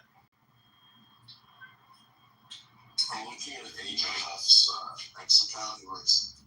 The mRNA era is over and Secretary Kennedy canceled BARDA's contracts. What comes next? Mucosal vaccines, microneedle patches, universal viral family protection, real safety testing, no RNA gimmicks. We need vaccines that end pandemics. Beyond the mRNA age, building the next generation of vaccines that actually work. See, my concern is a lot of these vaccines are like defensive weapons against biological attack. So, the whole problem is it's like cat and mouse or a key and a lock. I mean, we wouldn't need the key if we weren't creating locks. And so it's absolutely insane the way we're taxing, borrowing, and spending to essentially engage in this type of warfare research and defensive warfare biological research. And the funding for these types of programs are never going to stop unless Congress people get elected who are willing to vote no on HRX that funds biological weapons research and defense programs. So we are our own biggest enemy. We're our own worst enemy. And China, Russia, Iran, any other country that invests in this type of research should be ashamed of themselves. And the most disgusting part is that NIH and Fauci were funding all of this in China. So we have real traders that live with us, that work in our government, that work with big pharma, that receive royalty payments, and that have made hundreds of millions of dollars and are extremely wealthy, not because of the market and coming to bear good product and service, but because our government, through the HEROES Act and the CARES Act, the COVID-19 vaccine scam response, has made billionaires and literally trillions upon trillions of debt, $3 to $5 trillion in debt, have been saddled on your future. So everybody here collectively owes $110,000 to $400,000 because of all this spending. So you don't feel it yet, but you have been put in a financial position, which is not a fair bargain. John, you bring up a good point. The reason, to be honest, if you look, this research that you're talking about is going through NIH and departments like that because there's such oversight on the defense side that they would have brought this. So when they do it through these other channels, it's a way for them to hide it because the oversight is not as heavy on them. If they did it on the defense side, I think they would see it and it would be flagged right away. Well, this is why Fauci, claims like he's Dr. Evil or James Bond. He thinks that what he's doing is patriotic because he's providing next level defense. It's so insane. People like Fauci are sociopathic neurotics. I mean, what he and Bill Gates and the World Health Organization did and are doing, I mean, it's utter madness. Like, we need to stop this type of unknown behavior. There's too many variables injecting our entire population with spike proteins. It's complete and utter madness, stupidity, clown world tyranny, medical tyranny, and they're sucking us dry at $4 trillion a year. So Blue Cross Blue Shield, Aetna, United Healthcare, GlaxoSmithKline, Pfizer, Moderna, 100 other big pharma companies are parasites sucking from the taxpayers, plunging us into debt. Not just a little bit, but we're $37 trillion in debt, and that is an amount of debt which might never be paid back, and it'll only continue to grow. So it is like burning out the clock or a race to the bottom, and that is not a patriotic way to run this country. If we don't start running the government like an actual for-profit business, like other countries like Norway or Saudi Arabia that have $2 to $12 trillion sovereign wealth funds as opposed to $37 trillion in debt, we should have $37 trillion in surplus. So we're not running it efficiently, and everybody from around the world is sucking at our teeth and drawing all the milk that we have in our treasury. We've got nothing left, and they just keep sucking. The question that I always ask people is, who do we owe the money to? We owe the money to the Federal Reserve, to China, to the United Kingdom, to Germany, to everybody who has lent us money. It's not our money. It's not we, the people's money. They're spending out our substance by creating hyperinflation for us and leaving us with nothing left. It's we are doing it to ourselves. Our Congress is doing it to us. Your elected representative is plunging you personally into debt. You just don't feel it because it's not at your local level. It's at a supranational level, which you are all tied into by your social security number. Well, and it's all out there because they use this fiat currency concept, right? Where nothing's tied to anything of value. So I think that's going to be part of the chess game that's going on right now, and that's how you break this down so that you walk away from it. Oh, by the way, if they find out that they've been treasonous acts around doing this type of a deal for the last 30 or 40 years, you'll be really owe the money back if they've been using this as a weapon against us. You owe the money, you just don't feel it yet. But it's tied into your social security number. We are one huge index of social security numbers, which bears the burden of $37 trillion in funded debt liabilities and $100 trillion plus in unfunded debt liabilities. We cannot continue paying Medicare, Medicaid, and the military-industrial complex $5 trillion a year. We only take in $5 trillion, and we're borrowing $2 trillion to fund the government so corporations can have a net profit. This is an artificial economy. 40% of the economy is all because of borrowing and spending. This is not a business. This is a scam and a Ponzi scheme.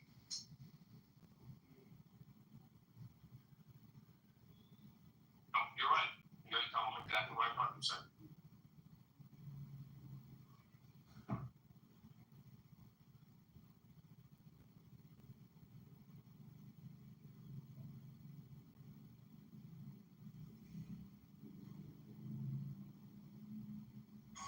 That's right.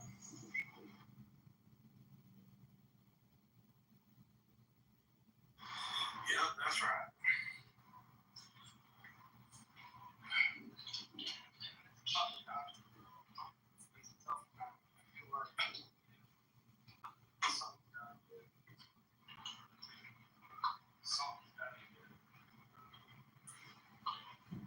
Feel like Rob hanging out in Hawaii on vacation. Pool, drinking neurosis.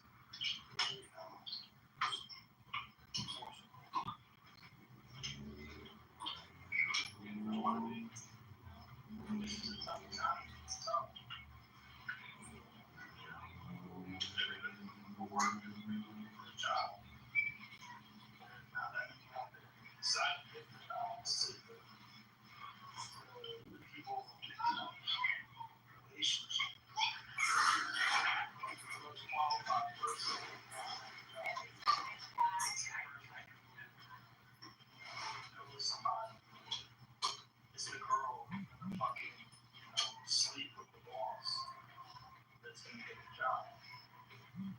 Pretty girl.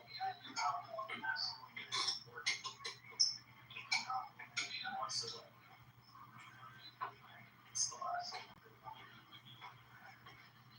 Shine stars out. Bring this out. Fucking war at for surviving. Well, God,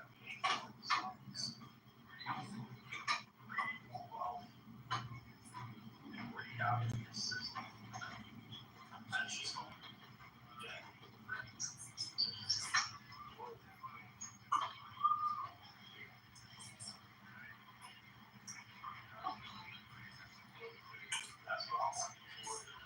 I had a meeting yesterday with a company.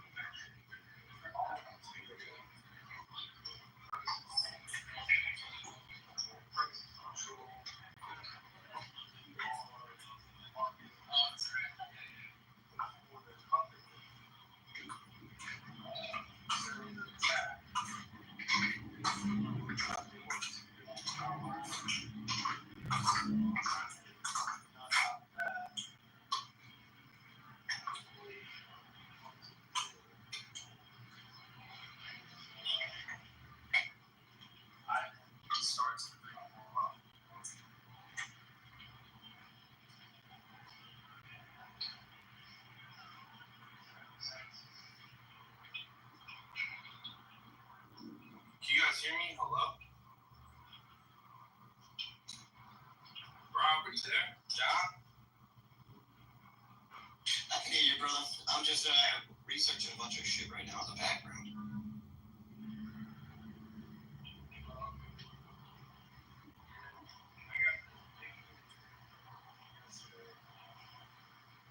Oh, I can barely hear you. They said, okay, give us a proposal. We want to know how much it costs, how we can get started, how long it will take, et cetera, et cetera. So I told them Friday, next Friday, I'll have it.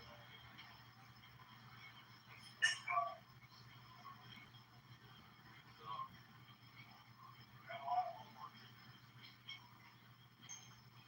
Proposals, but if I put that proposal together accurately, I don't know, my business partner said that charge me $100K a month. Like, really high.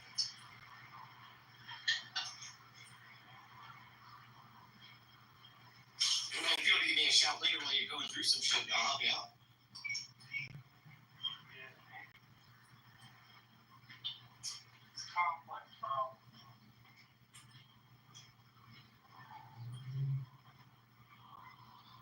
So, we'll figure it out. Figure this out.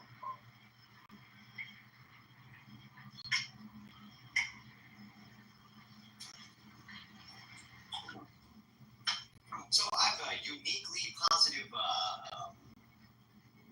vibe coming in lately, and not so much from like the disclosure givers, but from what the information and like how easy it has been to find certain things lately. Like I do think we might be coming close to some big shit coming out that the government can't prevent. Like I've been finding all these DEW like technology stuff that I wasn't able to find like last month. So I've been sending a ton of shit over to Eric Becker. What did he say? Oh, dude, he loved it because he's at that conference. So I told him, I was like, yeah, whatever I can find that you can use in your presentation, go right ahead. So now I'm trying to find out everything I can about these DEW projects, and dude, it's all over the world. Russia, just a ton of places have them. China too.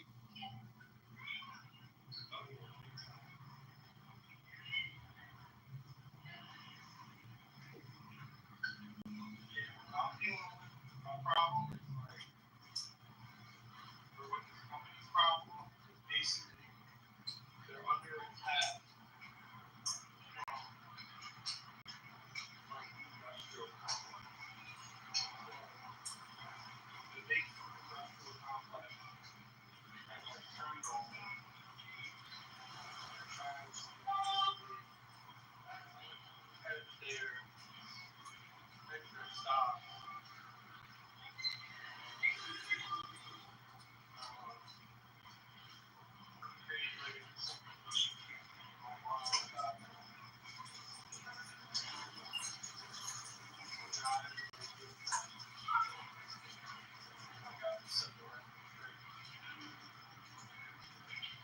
Hell yeah, dude, that's pretty dope.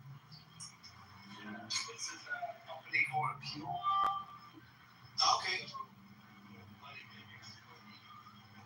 It's a preservative that goes made out of like policy,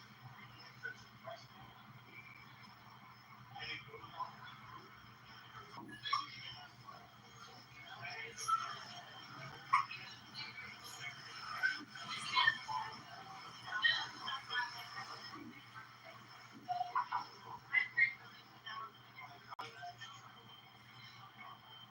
Damn, I remember seeing the post about that shit last week.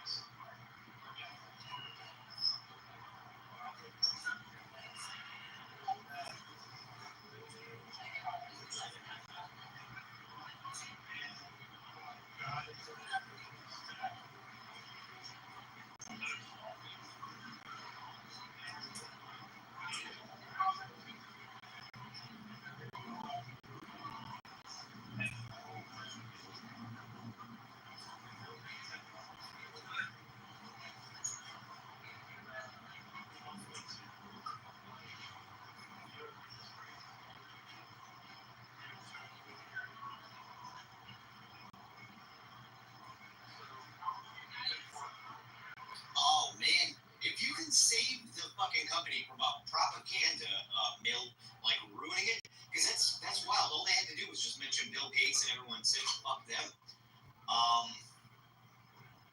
I don't know. It would be percentage of sales I would go on after the fact. You know what I mean? Like, or maybe potentiality of sales.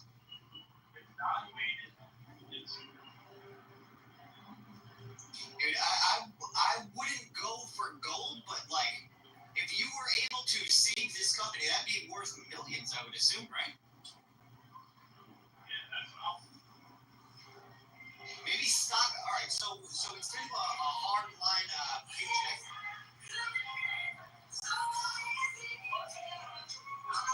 Me and John on music. What did you say, bro? Maybe stock options might be a good idea, like a paycheck plus stock options, perhaps. That's a good idea. You know, because then you're covered initially, and then on the back end you would be rewarded for whatever work you've done. You know, like I don't know, just on both sides, I feel like that would be a great proposal. Yeah, that sounds like a good. Stem from the first couple of news reports and things, because that shit made it onto fucking TV where they were talking about that stuff. Did it really? Yeah, remember seeing a bunch of appeal stuff the morning after it hit X. I believe it was on like Emmy mistaken, but that's if I'm not mistaken, I think I remember it was like the day right after.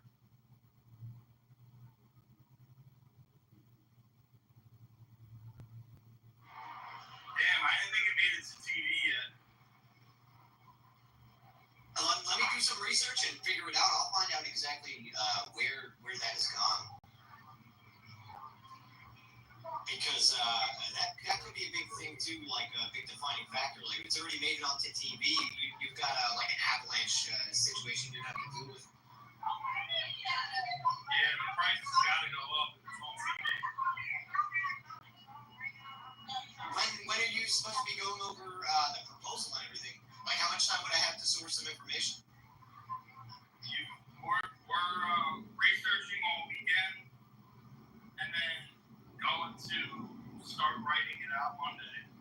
All right, awesome. That could be a bit of time. Cool, I got you, bro. Yeah. I'm definitely trying to call in all the resources we got on this one.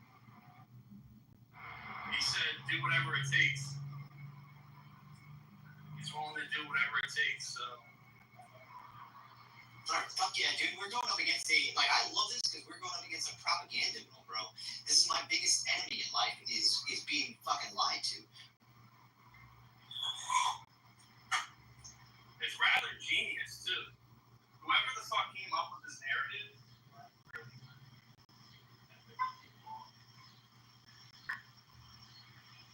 One positive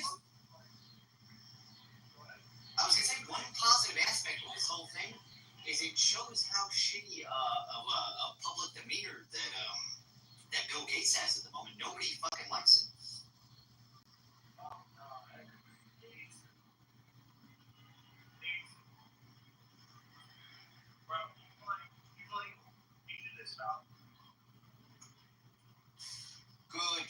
Good, man. Finally, the propaganda is starting to wear off on these fucking people. Like, there's no reason why fucking tech billionaires should be considered scientists. They're not fucking scientists, especially in the medical field.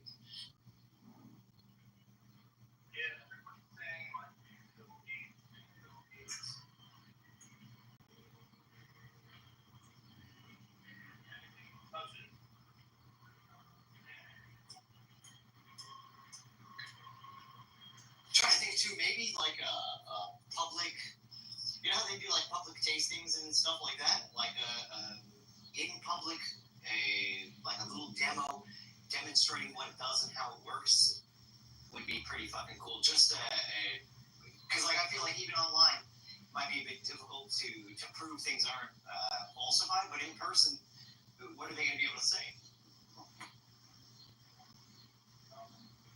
You know, like I got a couple of friends that do distribution stuff over at a couple of the big grocery store chains out by me, and maybe not a chef, but they would hire somebody with a food handling license, that would come in and put on a demonstration and show the product off.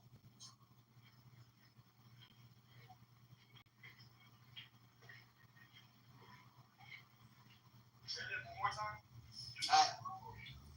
Yeah, but in grocery stores where the food would be, you know what I mean? Like, and even if you can get it in a Whole Foods or somewhere where they mostly sell organic, that would help push the idea forward.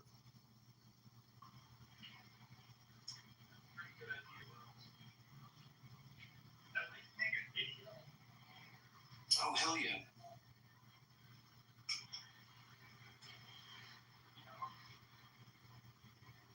Oh, dude, this is my favorite kind of problem solving. It's a problem solver. We were thinking of creating some software that basically track all actions of the company and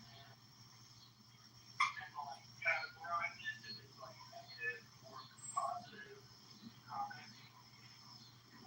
And also that way we'll know which accounts on margins that are basically pushing us narrative and then contacting those accounts saying, hey, you got the story wrong. This is the real story. He's under attack from the food, the ag, industrial complex.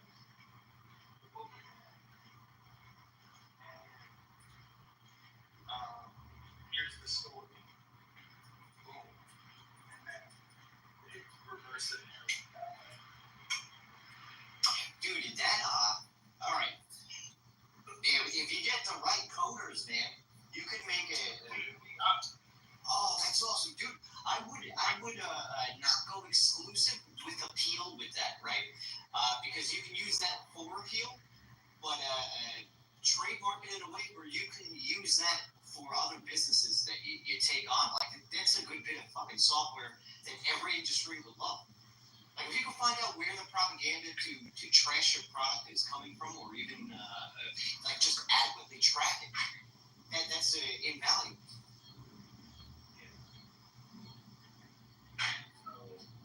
I'm actually getting back to my place right now. Yeah, do you think shoot me a text whenever you want to fucking shoot some ideas back and forth, man? I'll start writing some stuff down and going over shit. Alright, cool. Oh, hell yeah, bro. This is getting me excited, man. I got a goal right now. Alright, Flag. Alright, Rob. Rebecca, John. Catch you guys later. Peace. Facebook. Good seeing everybody. Later. Same. Bye.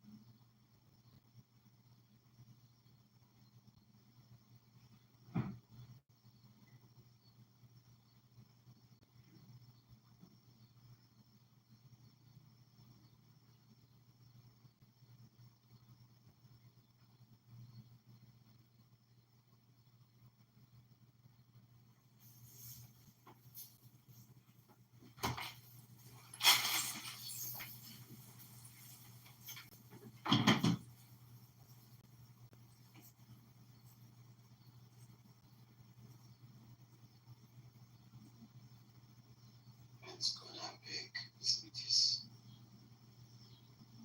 Well, from Clubhouse. And let me tell you something. I would never, even amongst my friends, would I ever share one person's information with the next person. Because you just don't fucking do that shit. I don't know. I feel like, are we dealing with kindergartners here? Like, do we really have to go back to the basics to just teach fucking be a decent person? Like, if you don't want people spewing your shit all over the place, don't make it a habit of spewing other people's shit all over the place. It just boggles my mind that we have to define what it means. We have to ask for every opinion on Clubhouse. Well, do you think that this is doxing? Or, what if it came from here? There's as many exceptions to the rule as there are exceptions for why abortion should be okay. It's fucking ridiculous. It's absolutely absurd that they keep having these conversations. Just, act like a fucking decent human being. I don't know. I'm just really annoyed. This shit always sucks. And that was like the only room that had you, and I was like, this always sucks, dude. Everyone else that are talking about racism, religion, or fucking war, and then you got this dude talking about toxic, and I'm just like, we didn't fucking eliminate it. Right? And so what do? We come over here and we talk about it. I don't want to say shit. I don't want your fucking opinion on doxing, whether you think it is or whether you think it is, to intentionally share somebody's information, to make fun of them, to harass them, to be aggressive towards them in any kind of negative nature. You're just a shitty person. Accept that, own it, and move on. Okay? Just whatever. I don't know.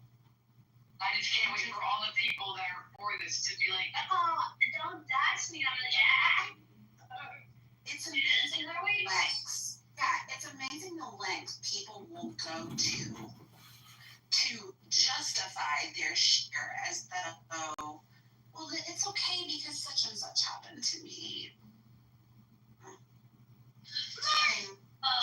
Sorry, I'm tangenting. Not at all. You. That's what I heard, Serendipity. It's okay if it's just a face. It's okay if it's just a name. People in the room, and 49 of them have your phone number. It's not cool to put your phone number up for that 50th person. You don't put other people on blast like that. When they tell you something, you keep it between you and them, right? You don't take the confidence they showed you and then shit on it. Yeah. I don't give a shit what the legal definition of doxing is. I don't give a shit what the Oxford definition of doxing is. What I give a shit about is, are you a fucking decent human being? Are you going to do the right thing? Or are you going to make excuses for why it's okay to do the wrong thing? Because that tells me a lot about your character and a lot about who you are. It is just a fucking app. And I would say that 99.9% of the time, when people dox other people, they relatively don't experience any real life consequences from it. But you know what? It's unsettling. It's harassment. And it's just fucking vile. It tells me who you are. Yeah. Well, I didn't know yesterday how I was a little worried yesterday, how everything went down. I was like, oh God, I have to fight, I have to defend myself. And then I checked my character and I was like, you know what? People have every right to feel how they want to feel. People have every right to do what they want to do. How I react is what's going to change the entire situation. So if I come in the room screaming, yelling, kicking my feet, freaking out, it's not going to do any good. And I feel like people don't have that discernment, girl, or they're just I just won't react. They just want to react. They're so hungry for, okay. Yeah, and that's exactly what it is. Serendipity, man, you couldn't have said it better. If I tried to do the same freaking thing, and everybody twisted it and wanted to think that good people only was some holier than thou. No, it was the complete fucking opposite. By the time I started that at the time it was a club, it became a house. When I started it, I was at my wit's end. I was scrolling down my hallway, and if it wasn't something misogynistic, if you could dock somebody for something, it was in a clickbait, stupid freaking title in the damn hallway, and I was so sick and tired of seeing. I was like, listen, bring me your trash. Come on in here. If you are so pride yourself that you think that it's okay to interrupt people on stage and say your filth and spew your garbage, and because you've got whatever little clout you've got, then come on in here and do it in here. I want you to. I dare you to, because I want to make sure that it's only me, and it turned out to be a lot of good people. There are good people like you, Sarah Debbie Vines. There are Hillary, and there was a few other, like I pinged in here. There are a few. There are few and far between. They're not disingenuous fucking assholes on this app. But if not, I'm looking for the few soldiers, the male or female, Republican or Democrat, Christian or Muslim, gay or straight. I don't care what the fuck you identify as. Just don't be an asshole. Just be a good person. Just try to do a little better today than you did yesterday. That's all it is. Treat people like you want to be treated. Sorry, thank you. It's what I'm passionate about. Yes, we're word vomiting and regurgitating our frustration slippers from the other 500,000 rooms that have occurred in the last 8 days, because the answer to the question is it doesn't matter what the legal definition of doxing is. It doesn't matter what the Oxford definition of doxing is. It doesn't matter the level to which you shared some